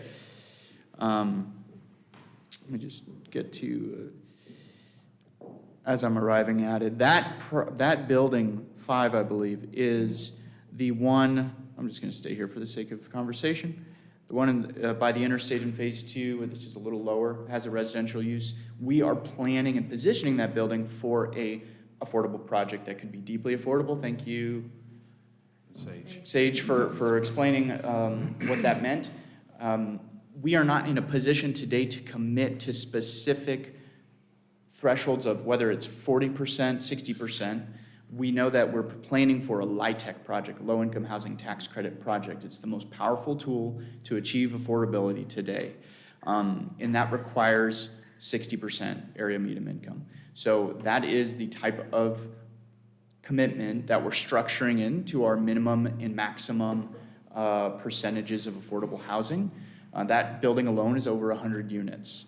So, that will be, in those projects can come together as being an average of 60%. So you might have 40%, 60%, 80% to arrive at that type of project. So just commenting on that too. So if you're doing that as a LIHTC project, that's probably limiting the building height of that Exactly. piece because of the construction type. And once you start having a varied building height, that project is very powerful. I mean, the program of LIHTC is very powerful, but it does have its limitations. And that one's on a podium as well, right? It is a wrap. So Okay. it has a pre-engineered garage that it's wrapping. Okay. Okay. Are you going to sprinkle any affordable units in any of the other pieces, or are you Yeah, only yes, the planning- goal would be, and I want to talk about phase 1. In fact, I know there's a slide here, slide 38. Whoa. Okay, 38. I'll get there. 1, 2. Okay, here we go. Someone mentioned, actually it was Brian, it was you paying attention to the last time we were together, and this building looked like this. This shows blue in building 1, where the majority of the images you're seeing today show orange, which is residential. This is blue for office. We are proposing and asking for flexibility for this building. We understand that Asheville needs more office space, Class A office space, to support the local economy, to just provide additional offerings.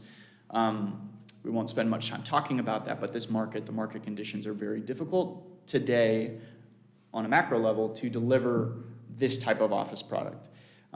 So we are maintaining flexibility. Now, if we get a headquarters who wants to be in Asheville, we want to be able to accommodate that in this project. So that's part of the reason we are asking for some flexibility on this one. It's either going to have a workforce when middle income housing, attainable housing component to it, or it's going to have office, or it's going to have a little bit of both, right? So you'll see that reflected in our minimum maximum table that we have put in the application. One last comment, and then I'll be happy to answer your questions. Both Brian and Stephen, you spoke about the importance of green initiatives and sustainable building approaches and site approaches. We will be working with our design team. We will be challenging them. We will be directing them to achieve these. That last one. Yeah, so it's Furman Company's legacy and development is very much a pioneer in these green initiative spaces. We have done LEED development, multiple LEED buildings. We are the first developer to achieve a WELL certification for a headquarters project in South Carolina. And that program didn't even exist 3 years ago. So this whole sustainable topic for development is one that is improving every year. We are getting better and better technology. I don't know if I don't think we are in a good position at the master plan level to commit to any specific program. But we are very serious about that. And it's not just us, it's also the marketplace. So more and more, thankfully, corporate citizens are taking that on themselves and demanding that. We need to be able to react to that as well, but we're already very much entrenched in that. We're not requiring a specific certification program or even a level of certification. I think what we were talking about is more a commitment to more than the minimum, and like you said, that last one, directing the design team that they're going to pursue a specific. We can even talk about specific strategies that, but we also don't want to limit your design team on those strategies. But specifically green roof, stormwater management, obviously energy management, obviously as much local materials as possible. All of those kind of initiatives are the things that I think we would be wanting to see as part of that piece. Thank you for that, and I apologize for interrupting. Yeah, no, please. Any other questions that I can answer? I'm happy to. I would say I don't have an issue with the mix and like giving you the flexibility of the mix. If Elon decides to move Twitter here, obviously you're going to make that an office building. Good luck. But again, I think I would support writing in the conditions, Will, that those two buildings, in accordance with the height zone, and I can't see it's called the scale of the mountain to valley diagram. It's up in your early diagrams, current code height zones. That one, that shows, I think, what Andrew was somewhat talking about is like, that diagram, I would support things getting higher as they get away from the church, and right now it's a little more boom, boom. I think that's what we were talking about. So I think you've got some flexibility on the height that I would be willing to put into the conditions to give you more of that flexibility. I understand a LIHTC, obviously you can't really just bump part of the building up. It doesn't work anymore. But in your current diagram where you've got those two office buildings, say on the diagram to the left-hand side, if it's an office, there's no reason it can't go up a little bit higher. And I know that works with your pro forma and parking heights and things like that. We would just offer that flexibility, I guess, as part of the design discussion as you move forward. Thank you. So we talked about stormwater, deeply affordable, view corridors, building height. Did you have more? Yeah, keep going. Yeah, so you guys are such good at design stuff, but I deal with a lot of public space management here, so that's sort of the lens that I'm bringing to this. And I see you have these interior streets. And I feel if this is really well designed, that a pedestrian in the future that isn't sitting at one of these meetings and knowing about the process and what's going on should be able to walk around this corner and not feel like they just left the public street and they entered somebody's private garden. And I realize that at this master plan level, you have to create some throughways through this, and so that's totally fine. I'm wondering, and this is something that I'm going to toss out more for consideration, because if this does have potential, it's going to happen at higher levels of negotiation, is would it contribute to the sustainability of the project if the interior roads were eventually made public and maintained by the city of Asheville? And would that help, and my thinking in this is, if this is a possibility, is that it helps hedge against failure. Because I'm sure that you're going in as thinking that failure is not an option. But we have to kind of consider that failure is a possibility. Because we've got some recent experience on Asheville and Cox, where you had a massive project that is basically just halfway done, sitting there. It's not good for our city. It's not good for the neighbors. It's bad. What I'm thinking is that what you could potentially get out of making those interior ways, those interior roads ultimately public, is that you would not then have, because probably building 5 is your most vulnerable to financial failure, you're unable to do it because it's got to have all the affordable housing in it. What you would have is this thing could be islanded, unable to become part of this master plan and stuck, because you wouldn't have any public access to it. It's stuck. It's surrounded by that land. So I'm thinking as a way to hedge against future failure and be able to, if the result was that there was a project failure of some type, that would offer flexibility to keep things going. And also, instead of, a lot of times when the city negotiates, it's more stick than carrot. This is a carrot that the city could offer to try to ensure that the sustainability and the urban stitch is seamless on this. So that's really not something that I'm asking for comment. It's something that I'm asking for consideration for as things go on, because I think that could contribute to our feeling of safety, but that the long-term future of the site is going to be okay. Because we want you to, I think everybody here wants you to succeed, but we have some experiences with failures recently that are really present in my mind. Just going to toss that out there, but I'm really excited. This is my last year in the Downtown Commission. I'm really glad you guys made it in time for me to feel so positive about something that has come before me, because so often I don't have this feeling. I feel like, well, we just watch people make a lot of money, and I'm going to be the one that have to look at it every day, and that's it. This is so nice to see. So thank you for your attention to detail and really attempting to be a part of the community. It'll be so nice to have an architectural jewel sort of reinserted into the urban fabric where it was really detached from many, many years ago. Thank you for being here. And also thank you as a developer being here. Haven't had a developer show up and actually talk with us for a while. It's just been us and Will mainly. Well, it's great.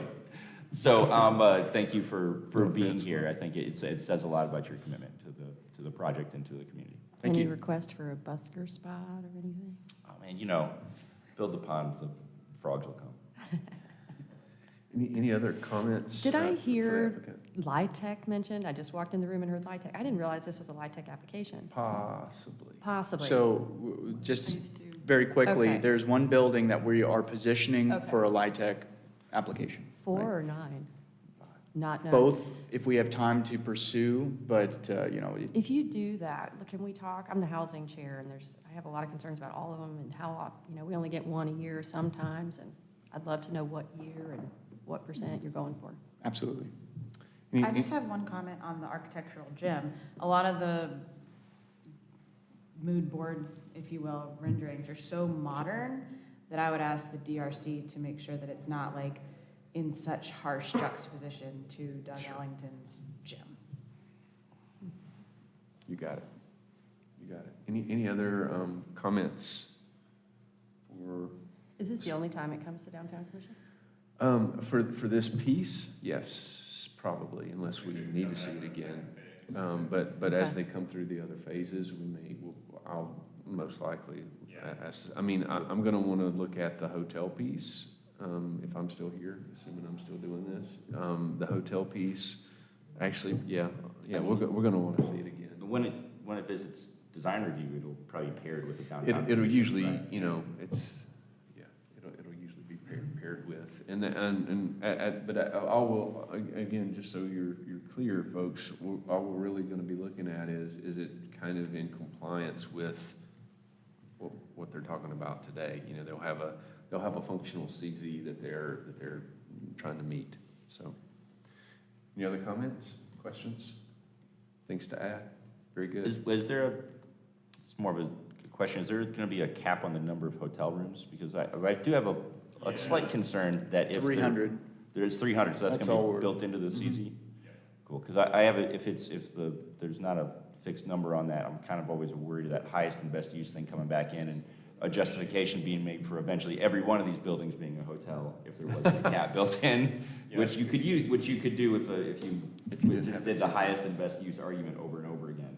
Right. You know, so as long as the mix is structured into that CZ, I'm feeling way better about it. This is how it's probably gonna look, as of today, the minimum, the maximum, and then the amount that's shown on the plan.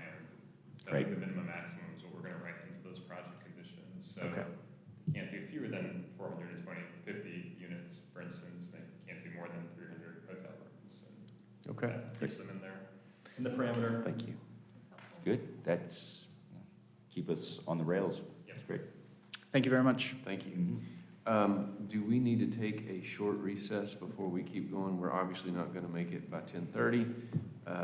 We still have the Duke to go through, and then we'll fly through our updates and reports. Yep. Is a 5-minute recess? Yes. 10:21, we'll reconvene at 10:26, roughly. Thank you. All the women go to the bathroom, with What their all? teas and their coffees. There's only 2 stalls. So funny, all the virtual stuff.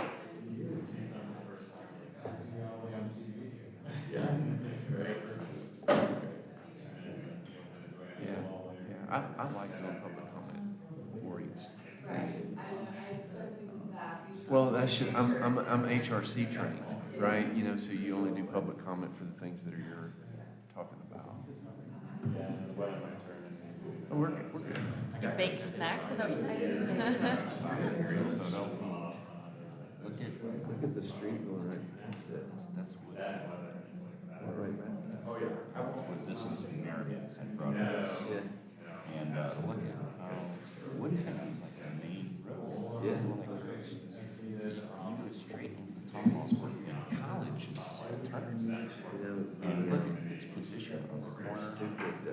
Stupid cut, 240, just ruins So much. everything. But I mean, look at part of the neighborhood. And this one, I've been looking at this photo for a long time because I was actually studying this site originally, but I saw this and this was that inspired me. It was like, Just focus on. because it doesn't look like a building in the middle. Yeah, let's talk. I saw, It looks like it landed. Yeah. You know, And because they changed everything. yeah, but this makes the building, the urban surrounding makes that building make sense in a way that it just doesn't when you're standing in that parking lot looking at it. Well, because we were actually talking about that in our office, that the way that, like, they're doing their master plan, you know, this entrance is kind of like catty corner and looking at nothing. Yeah, and I don't know what you can do about that because 240 is where you really want to put the plaza, you know, like a, it's, I think that having that sort of grand staircase kind of approach going up, I think is probably, that tries to fix that sort of bend, but it's, that's a good challenge. They have it, yeah, because they've got like a little circle, it's like off to the side. It's, Anyway, what is it? That's 55. Yeah, I think it's 55.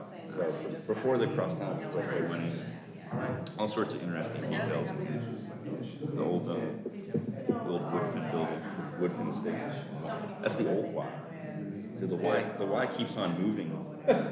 So maybe in 100 years it'll be where the outlets are. Yeah, the other side. But I really think that that's just if you gave everybody an opportunity to finish. Like, I don't think you interviewed him, you know, if we, right, who would really, or maybe did it, maybe just said,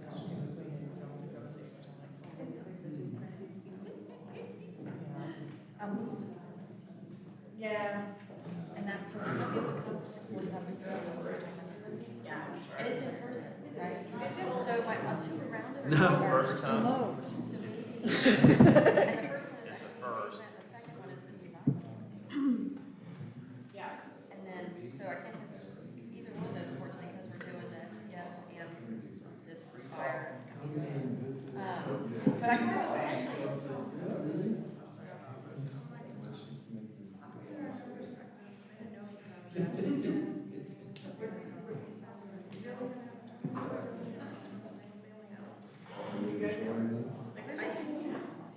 It is so.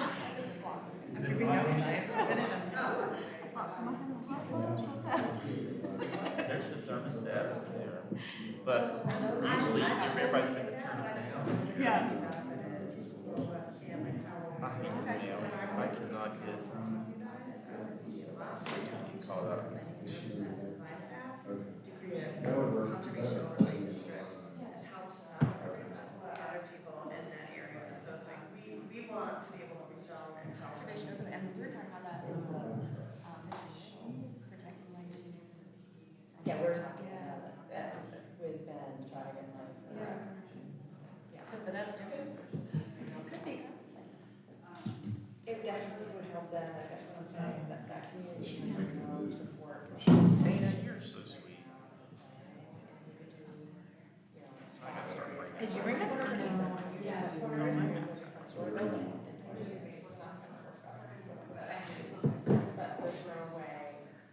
Thank you. Oh, I've got some in here, yeah. Yeah. They're a lot. Outside of where? No. That's why I said we need some context to everything, which is something we should do on our city end, right? Yeah. Well, I appreciate that input. Oh. Why did we get snacks? Is that an orange or a cutie? What are the snacks? I mean, that's just. All Thursday. Somebody you recognize? That's good. Oh, no, actually. Oh, my God. But it was really sad because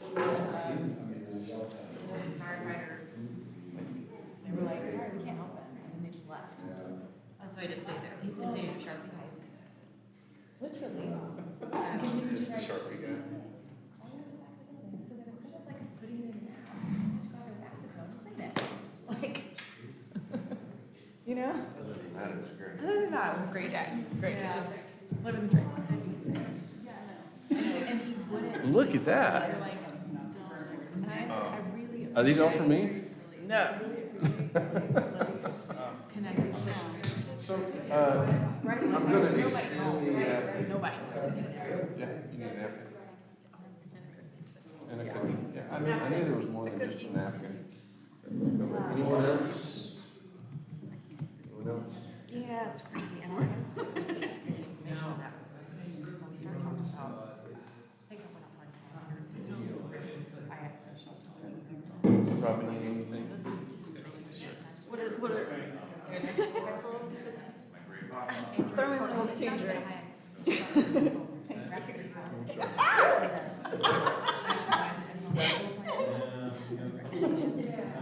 It's just like a large version. Yeah. It's been reduced capacity. Yeah, it's a rare name, Well, I was assuming you're going. There's one in Minnesota who's somehow my email address by accident, I We're ready. Is everybody back? Oh, dude. Just want to kick it up a notch again. Yeah.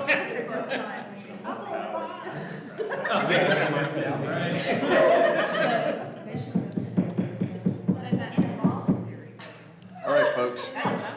I'm calling us back into order somewhat, and I would like to note that both ends of the table, by the way, they've upped the ante a little bit, so. Oh, boy. It's like that last project submission you brought the Which one? Since, orange fruity, not the grayish one. Or the orange fruity. At the end of my presentation, I'll tell you a story about the lint balls, which is what we call them. But I checked with the Code of Ethics for the City of Asheville, and since I'm not here actually seeking anything, I'm allowed to give these to you, as long as one person doesn't eat the entire bag, which would put it over the $5 limit for requiring me to report it to my supervisor, who's sitting right here. Oh, that's so funny. Morning, everybody. My name is Clay Mitchell. I'm in the current planning. I'm here to talk with you about a level 2 application, still called the Duke. The applicants, the applicants for this project wanted to be here, but they have 5 meetings with the city over the course of about 14 days. And so their ability to juggle that was kind of difficult. And we told them that we felt we could represent the project for you. So I don't want you to interpret that as any lack of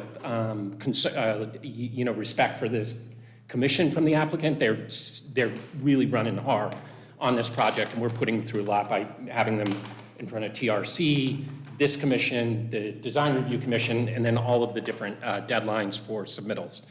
And so with that, I will talk to you about this project. So this project, I think you may have seen this before in its prior iteration as the Downtown Commission, when it was completely revamping the site and placing some pretty substantial buildings on it. This is coming back at a lower level. That's what allows it to move through the level 2 process, so they do not need conditional zoning, so this project will not go to the council. So just to reorient you, I guess, it's on the corner of Ashland and Hilliard. It's an interesting intersection. That intersection needs some love. I live up on Patton. We walk down Hilliard into downtown to the South Slope all the time, and there's a couple of sites that are abandoned. There's some sites that really could use some TLC. So it's a good place to see this kind of project go in. And you're probably all very familiar with it, of course. I'm not standing in the middle of the intersection. Google is amazing. Apparently they drive through this city every 6 months. I think they must have a resident who said, hey, what the heck, I'll do it. But this is from a few months ago, looking at the site from the intersection of Hilliard and Ashland. There are mature trees sunk deep into the property, unfortunately. But you can see that the building is abandoned. There's a large amount of pavement. There's some grass along the edges. But it's been abandoned for a few years, I believe, and it's sitting. This is the existing building on site, which, unbeknownst to me, has some pretty significant history, and I'll tell you about that. And what's really noteworthy about the change in this application is they're going to adaptively reuse this building. And so they're going to keep it, they're going to restore it to, at least one point consistent with what it looked like in the past, and then all of the fencing and pavement is going to go away and the site's going to be revitalized. This is the Hayes and Lunsford Electric Company is the original storefront, I guess you would call it. And you can see from the left to the right, which is the current condition, it went from kind of an engaged, attractive storefront to what looks like the back of an industrial building. And then at the top, just to preview some of the work that the design team is doing, this is the restoration of that particular site. They're going to keep the building, they're going to change the brick, clean it up, paint it. They're going to open up those windows, put another door in, and you can see on the right is going to be some new construction for commercial purposes. And then on the left is kind of this stepped connection to the new building, and then the sign, the Duke, of course. That's the entryway right there below the Duke. It's a recessed entryway. It has screening and a gate. There's been a lot of discussion already with the Design Review Commission, who has seen this plan informally and is seeing it formally next week. And you'll be able to see some of the manifestations of the DRC's concerns in the plans that I'll go over with you today. This is the overall site plan. So the smaller image at the lower part of the screen is the parking plan, for lack of a better term. So it's the ground level. The topography from Hilliard to the back of the site goes down about 30 to 35 feet in some places. So they're going to dig into the site up against Hilliard, put the building on a podium so that they can get surface parking underneath, but then the building will actually float out above the ground as it travels down Ashland Avenue. And that's what gives them the ability to do surface parking underneath the building. They're also going to be able to, when they preserve the existing building, put quote unquote surface parking underneath that building as well. And so the pink areas are retaining walls that are necessary because of that change in topography. And some of the site features that you can see from this is, this is kind of the entry, I guess it's not really I guess it's a courtyard. It's open courtyard. Here's that recessed entry with a gateway. There's an entry into the residential portion of the building here. And then there's stairs that go down to another courtyard area, stairs that go up to a rooftop engaged deck that will probably serve the building below, which is going to be a commercial use, and then courtyard area for that same building over here on the left. There was a lot of discussion about the roadway, Grove Street, and I believe you probably discussed it at your prior meeting with these folks. The placement of the street is actually the best placement. It's opposite Grove Street to the north. It connects through to South Grove Street, but it's not going to be engaged for vehicle transportation. And that was a very, very strong reaction from the neighborhood on South Grove Street. Bollards are shown so that pedestrian access and bicycle access can take place. And there are discussions with emergency services in the city about making those bollards removable in case there is a need to come at the site from the back.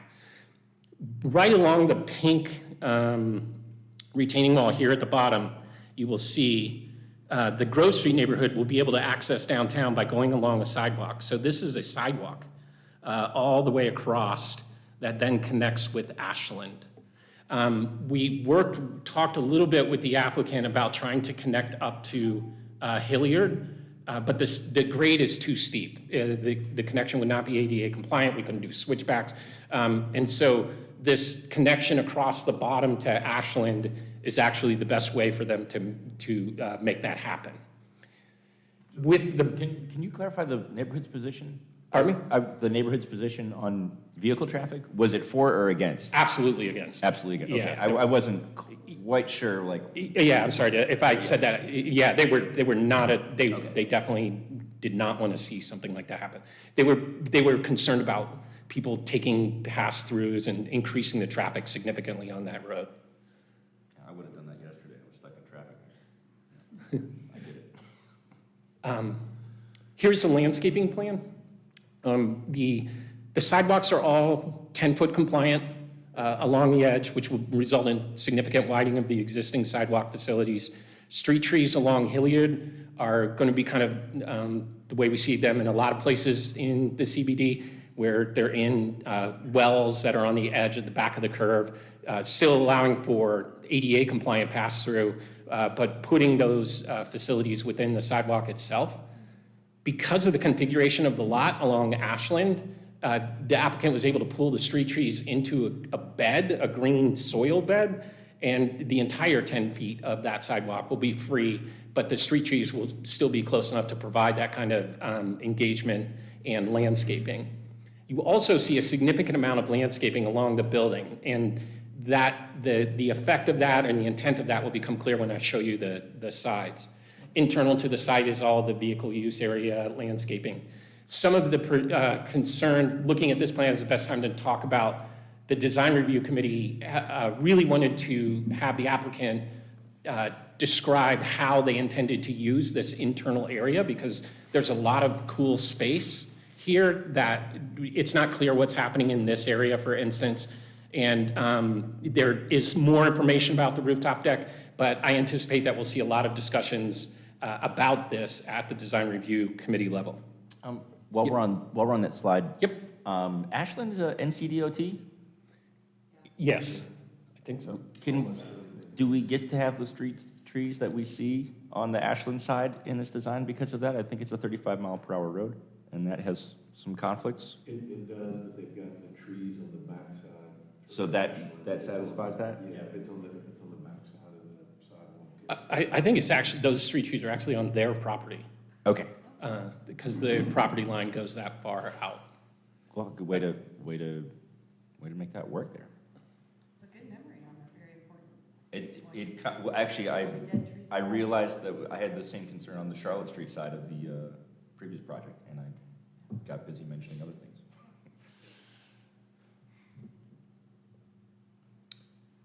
This is a close-up of the engagement of the reused building on to Hilliard. That addition, it's small, but it allows them to comply with the requirements that they have a certain percentage of the building front on Hilliard. Both Hilliard and Ashland are key pedestrian streets. This is close-up of the new residential building further east on Hilliard. So this is a view of the building without the landscaping. And this was, and the Design Review Commission brought this up. It looks a little jarring as you go down Ashland, because the Design Review Committee is very keen on understanding how the building is connected to the ground. And so there was a lot of discussion about making sure that connection was substantial, seeing what the screening was going to look like. But we don't have a rendering yet that shows both the building and the landscaping in this view. Hopefully we'll have something like that for the Design Review Committee. You can also see increased details now that the Design Review Committee did not see of the stairwell inside to the site, so you can see how that lower stairwell just invites itself to be engaged with that area of land below it, but we don't have any details on what's going on with that parcel or segment. Just another view. You can see the rooftop deck area is here, and then I imagine, and this will be in my comments to the applicant, that this is going to be rooftop equipment that's screened, and then this is going to be the open activated area of the roof. Here is a detail of the connection between the existing building and the new one. One of the things you'll note, the Design Review Committee requested more vertical segments of the building. The building was, it kind of had a Lego feel to it, and like green was coming over and brown was going over blue, and you can see that they've already responded to that by creating vertical lines in the material itself to respond to the DRC's comments. And then go back to that other image, so the one on the top left, that's what, down one, I'm so sorry, right there. So yep. Top left image, that's what you see coming up Ashland? Yes. Boy, that's ugly. Okay, keep going. I'm Is sorry. there I'm supposed to do fencing that. around the parking lot? What is the screening at the parking level? Do you know? So it looks like this. Right, but Yeah. I mean, the screening. Yeah, we don't have, the plans don't have the actual details of what that screening is, but it's going to be like a grate, some kind of, grate's probably not the best word. It's going to be a see-through kind of material. They beefed up the columns a little bit from the first submittal in response to some of the concerns raised by the DRC, and those are now veneered with a stone or a brick. This is from the intersection again. So I tried to get that, if I was really good at this, I would have put below it the picture of the intersection from Google Streets and then the above. So you can see the existing building and you can see how this building will wrap around in the corner of the intersection. This is more detail about the front of the building.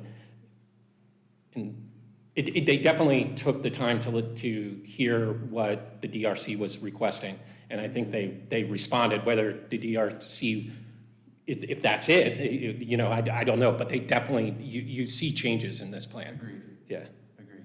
I'm going to try to be more professional. My apologies. So here it is from the back. You can see that, you know, bifurcated stairwell, half up, half down into the site. This is from the west looking east, the stairwell into the courtyard area. That'll be fenced or screened somehow. They're just showing the detail. That was another request from the This DRC. this brings up something. So the little sidewalk that they're talking about putting in, that's pretty much going to be going along this line on that upper image for the neighborhood. Are they granting an ingress egress easement, or is it? I mean, in other words, they're putting that in so that you understand what I'm asking. Yeah. In other words, is there some point in the future where they could go, okay, we don't like the neighborhood walking through here, we're closing that off?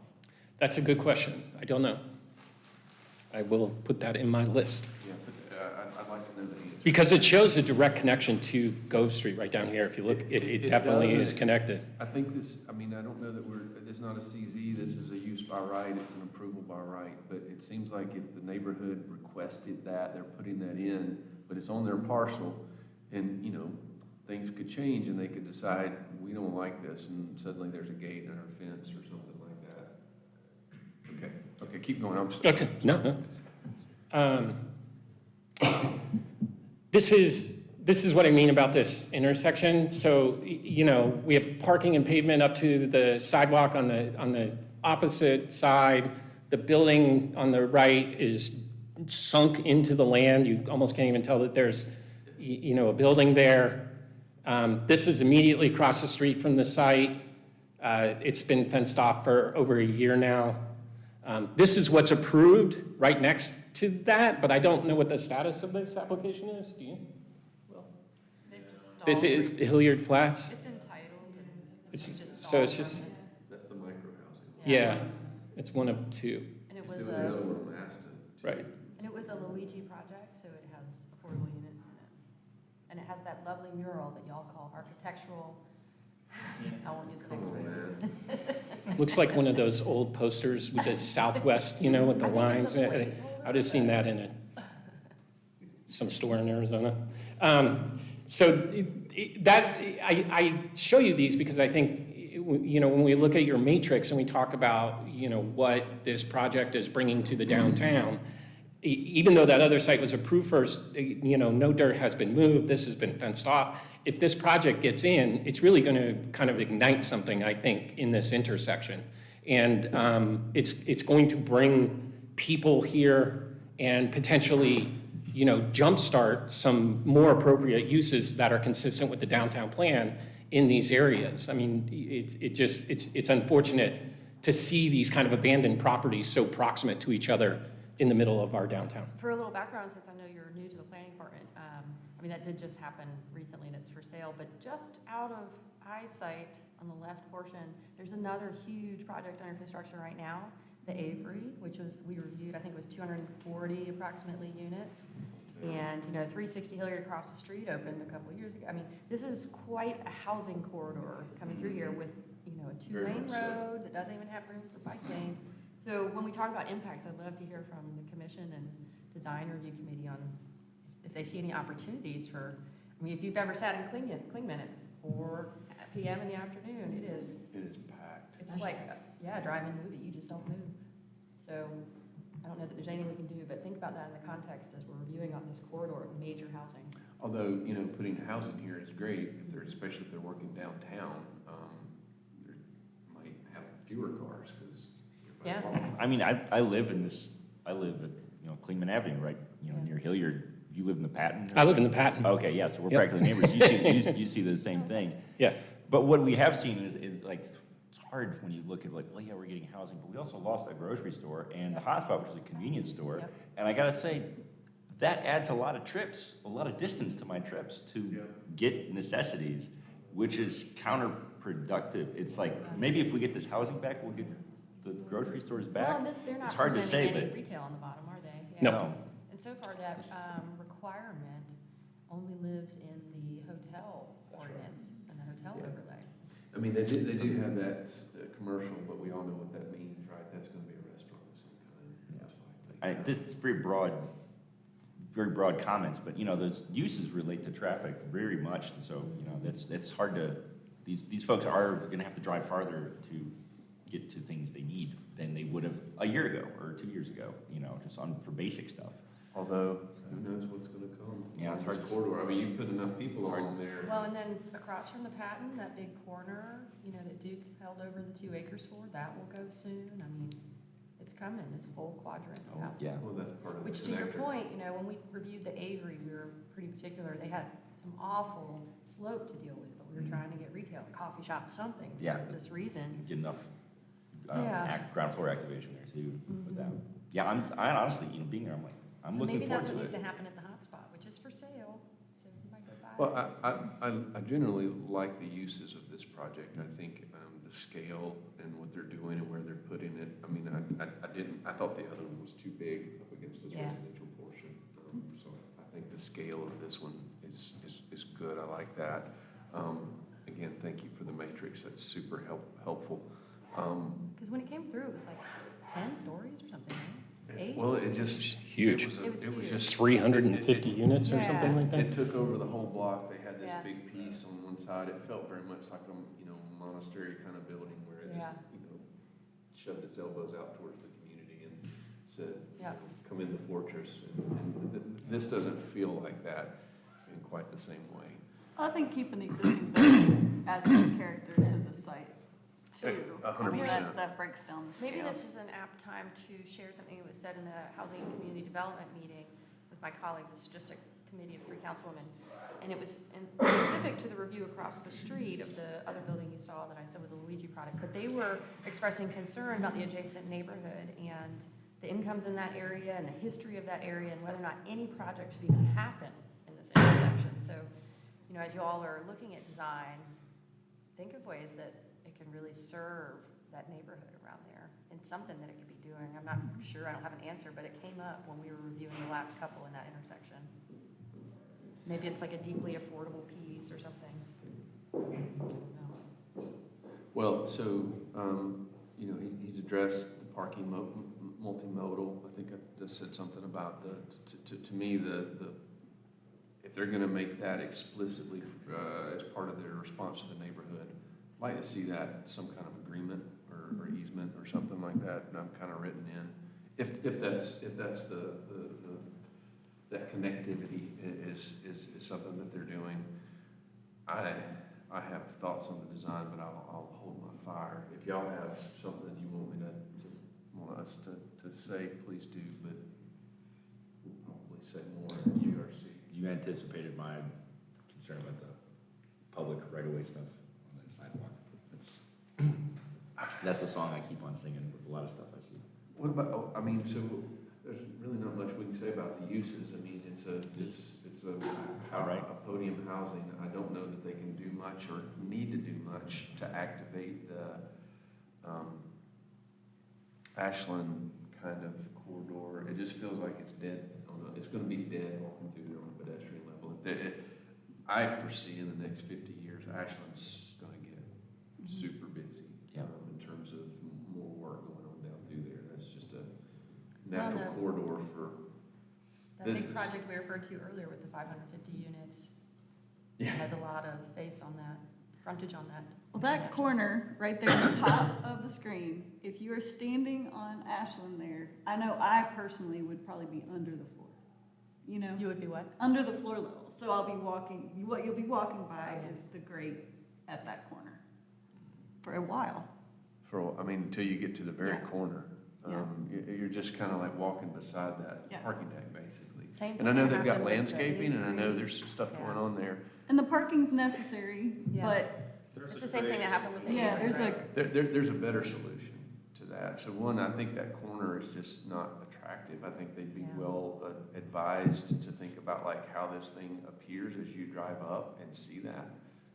I think they need to bring the building down to the corner, or they need to do something on that. Now, this is just, I'm getting into design stuff, but I'm also thinking about it partly from a public safety. Like if you're walking along that, you've got a dark parking deck with a bunch of bushes in between you. and that's the connection to the Grove neighborhood. They're gonna be walking by that part, so you're offering this connection, but yet you're offering nothing else, Yeah, maybe just notching that front corner that, Something.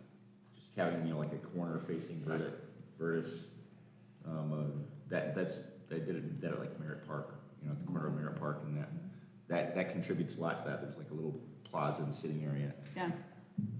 There definitely needs to be some lighting. Lots of lighting along there. So we, not to interrupt, but we recently met with folks in the police department in, is it Dana? Yeah. Who does, it's, I forget, Septet? It's about design elements that are for, environmental design elements that are for safety and protection. And so we've started sharing plans to get some feedback from them in the police department about that. And so we'll do that on this plan. I'm sure they're gonna be attentive to that particular location because it does kind of create a dark alley. Yeah.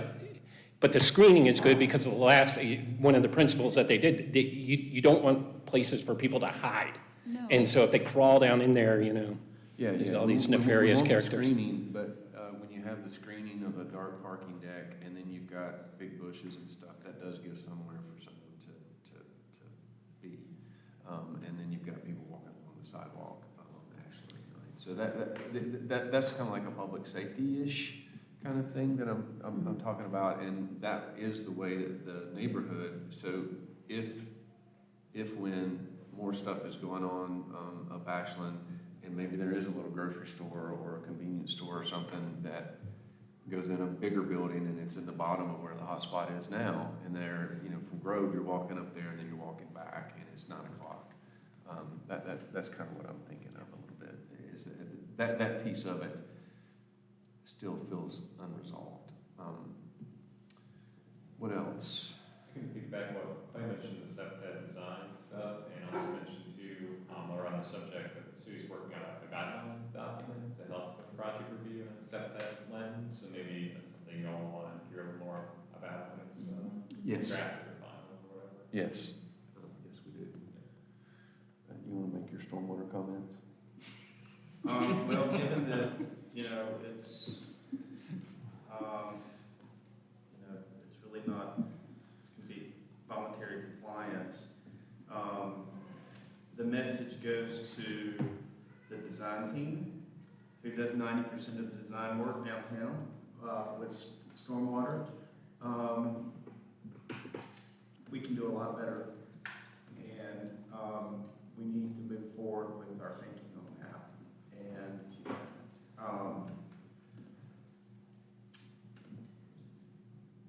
And putting the storage systems underneath the building is not the good long-term answer for their client. And they're missing an opportunity. And I wish this had to have mandatory approved by design review. But it's kind of falling on deaf ears. Any other kind of comments about this thing? Any comments that you folks want to make for design review committee?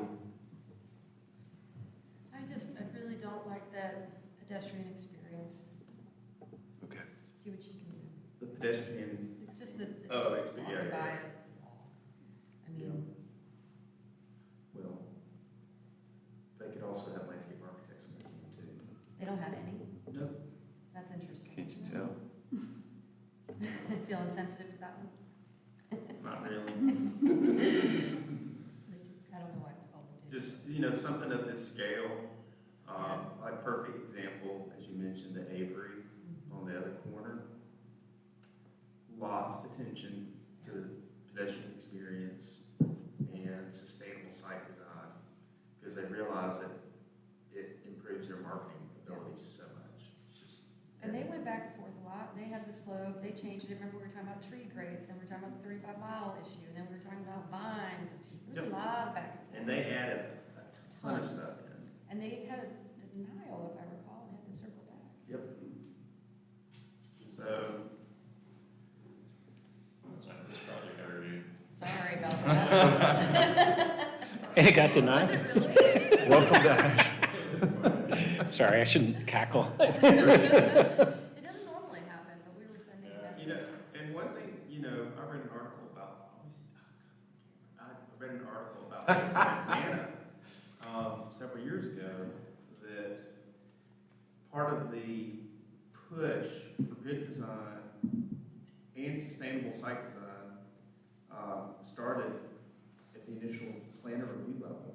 And, you know, there are projects that are really trying to be a vital part of the community and really were putting their effort into creating a high-quality project.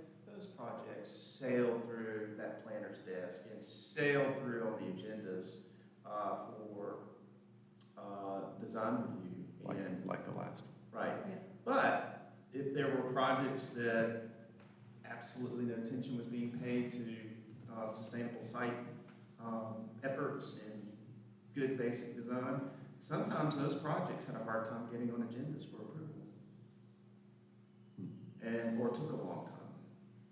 So, and that was published, and the planning director in Atlanta dealt with that. And that was their only tool they could use. Just slid it to the bottom of the stack. And not that we don't want, we need housing, we need new development, especially on corners that are vacant, but just saying, folks. It's not like these people are, I need to be quiet, but it's not like they're building these and not gonna turn around and over the next 2 decades make a ton of money. I can, Will and I have been discussing that, and I can provide planning service, but to the extent I have a sector that I focus on, it's energy. And they're hearing that from me, and luckily I get support at the council level, and so I'm able to convey that. And so I think we're finding our voice in the planning department on how to do that, and we're talking a lot about modifying our staff reports to bring those issues to the forefront.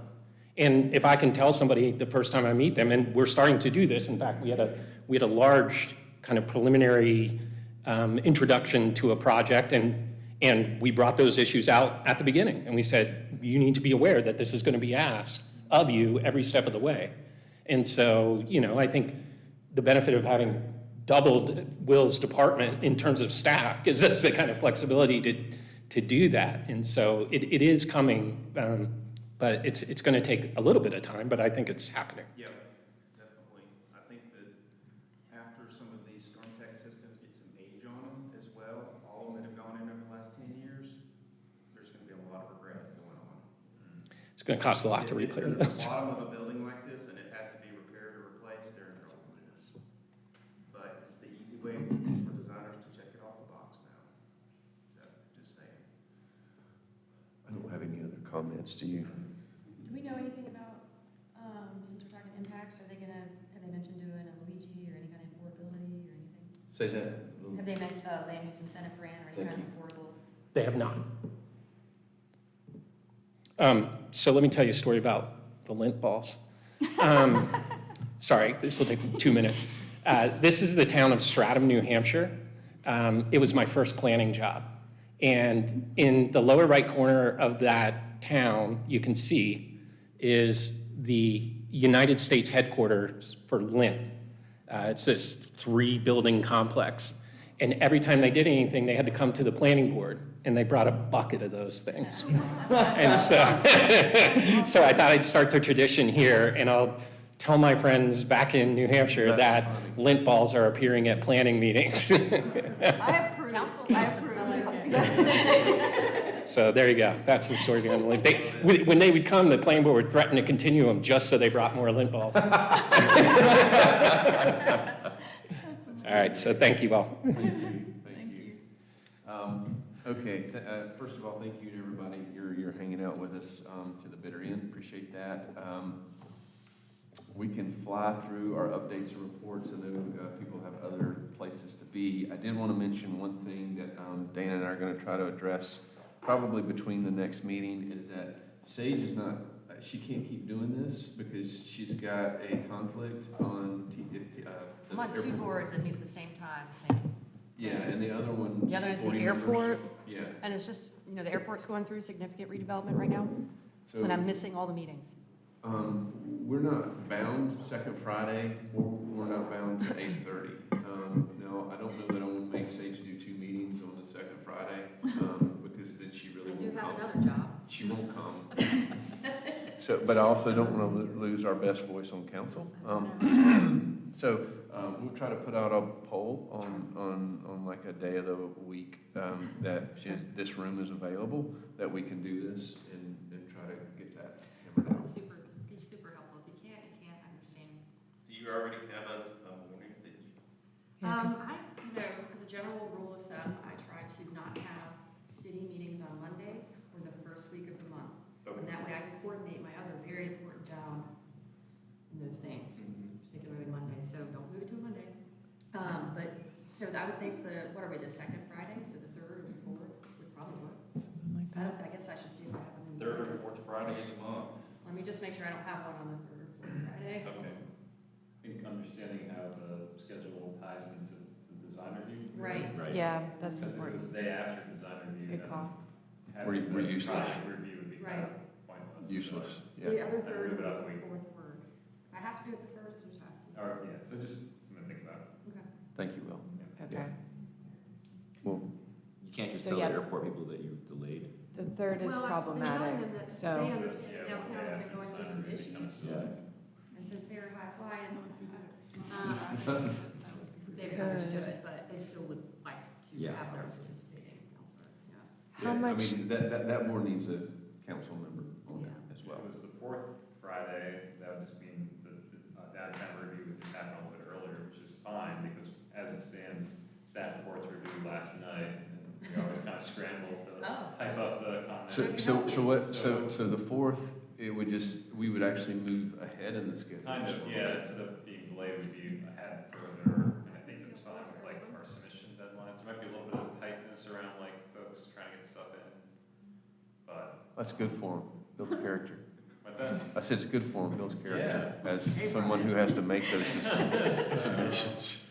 If we actually held our deadlines that are technically required, it would be fine, but I'm sure it's a little bit wiggle room here and there, so. There's usually like a summer lull. That's probably a good time to do that, probably late July. Like July, like push the mid-July meeting to. So we could keep to the end June of July. 9th and then start this Do we July. need to take do we need to take a vote on this? Are we actually ready to do that? I'm not hearing pushback If we from want to anyone. do it I'm now, kinda we can vote surprised. on it, or we can wait and kind of, I don't know, Will, if we need more time to look at the impacts I or. would like to get staff, a little bit more staff Okay. input before we do that. And then, so maybe if we were gonna do it, we would do it at the next meeting. Okay. We'll get some more staff input, but right now, thank you for indulging my discussion.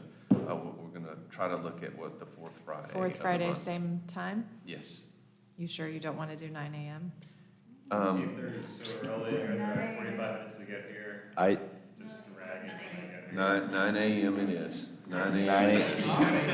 I've never been late. That just makes me go to work and like, yeah. As someone that drops off children, I think I vote for 9. What? Okay. As someone that drops off children in the morning at school, I vote for 9. Yeah, much more compatible with jazz hours. Great. So we will look into fourth Friday at 9, and if that doesn't work, I'll update everyone and do some type of poll, but otherwise, we could potentially bring that back to you all next month. Yeah, Good job. That's awesome. That's why I was like, could we actually vote on this right now? No, but get more diligence to make sure, but yeah, it looks really good. Okay, thank you all. Quick updates, reports, DRC, Stephen Lee? Yeah, so last month we reviewed the Duke project that you just saw, so there's really not much more to say with that. We reviewed the Carter Street Hotel Tribute Hotel project. We had a very lively and robust discussion with the developer and the design team, and just to kind of reiterate the point, the discussion centered around the fact that the design team was confused while we were concerned that with the project, and they said we met all the TRC requirements and staff has approved it. And we said, we need you to go beyond minimum TRC requirements as outlined in the downtown design guidelines. We asked the question, have you introduced or discussed with the developer any sustainable innovative stormwater management techniques, and this was for formal review, okay? They had not decided what their stormwater management system was. So the team came to the table, just hotel, who cares, let's do it the old way, boom. Fast forward, conversations with the design team afterwards, they thanked us in private for bringing up the discussion, and they're going to try to bring something better to the table. So it was an interesting meeting. All right, that's my report. That's not 68 Carter, that's the other one, right? That's Tweedledee, not Tweedledum, right? That's the 68 Carter. This is 68 Carter, That's okay. the big one. Okay, well, there's another one. Yeah, that's right. That's, yes. right, that's like gonna be the same exact thing, just on the other side of the hill. Thank you. Jessica, ADA?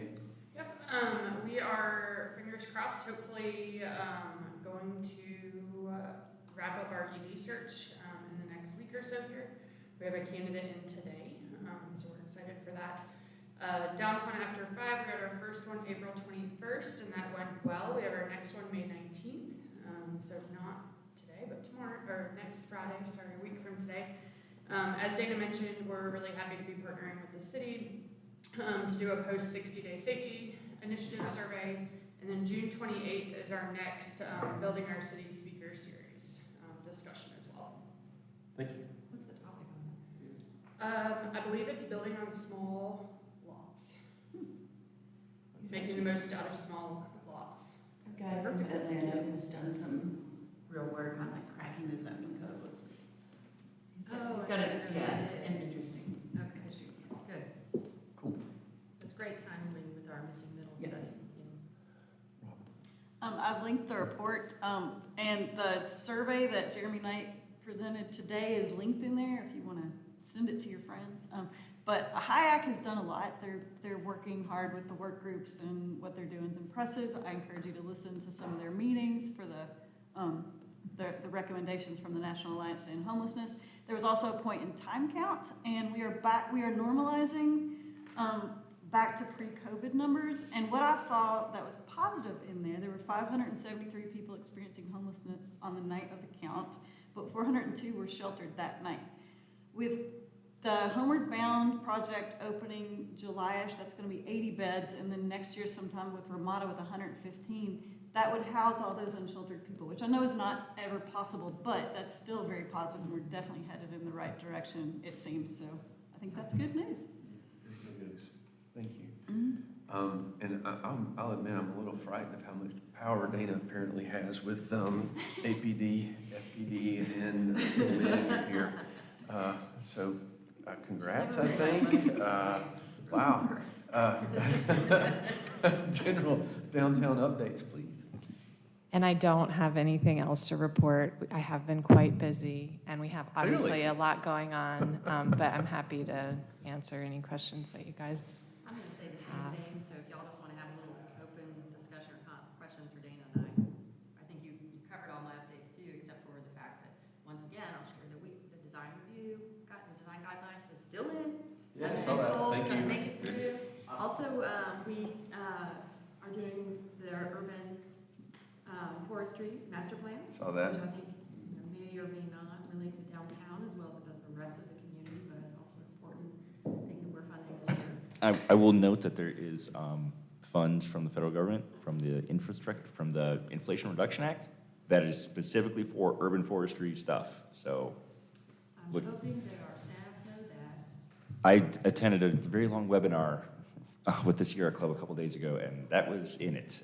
And I was like, that is definitely something that needs to be brought on the table here, so. I will try to remember to tell the right people that. Also on the budget, just want to make sure you guys are aware that the public hearing is May 23rd, so that's the next council meeting. The budget was presented at the last meeting. Thank you. If you don't mind, I do have a quick public comment. Are we, We're not there yet. We're not quite there yet. We're at the end. We're about to adjourn. We're about to adjourn. We can do another. Any other questions for Dana and I about downtown? I don't think so. I was just Go sorry, ahead. Dana had mentioned the public safety assessment walks earlier. Those are intended to be downtown business and resident related, not just restaurants. So we're working on inviting several folks wearing sort of my former hat as well as my new hat. And you all would be welcome. We've identified 3 areas that we're looking at and trying to figure out the times to do those so that it makes the most sense that we're out at times when maybe the challenges are higher. So if you're interested in joining, just let us know. Definitely, yeah, get us the information, we'll get that out to our group. Obviously, you can get it out to them too, but I'm happy to do that as well, because I know you're busy. Yeah, we've identified a few folks that make sense, just, and they're beyond restaurants. It's some other downtown business owners and some other folks. So. And I have 2 quick things. Along with the budget and the guidelines being in there, if you haven't seen, we're doing a 5% increase in pay across the board for city workers, but an additional percentage, bringing it to 6% for APD. We're also doing some incentives. There's across all first responders that are short-staffed departments, there's on-call pay and differential pay, which means if you're working odd hours, you get a little boost per hour, and if you are on call and get called in, you get a little boost. So the staff proposal was to up that, and then council said double it instead. So we're doing these kind of things that measure up to about a 13% overall increase in APD's budget, I think. And then there's about 20 new positions built in, and that is really off of, if you've heard, council's had a priority for the last 2 years around core services. Like, how do we keep the city clean and orderly and safe and all these things? And that's kind of where some of these personnel positions are coming from, just taking better care of our city. And then last thing I was going to add is that you might have heard a little discussion earlier about lighting and APD.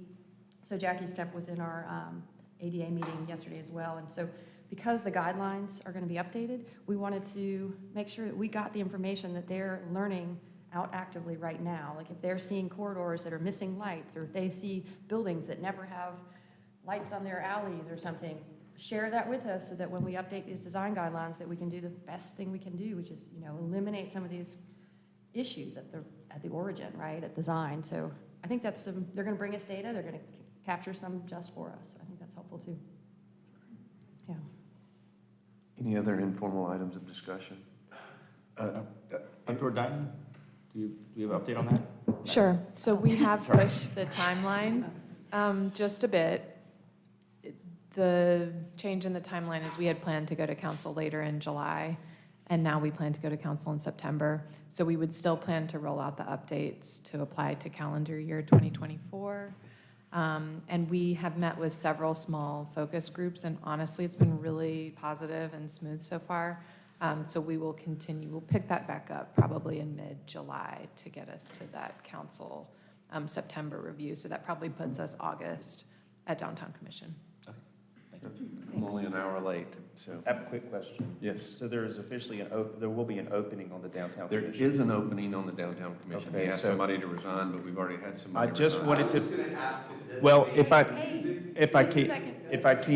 can, just as of last time, there was a lot of effort that went into trying to recruit a diverse member for this group. And we thought we had someone from Eagle Market Street, I think.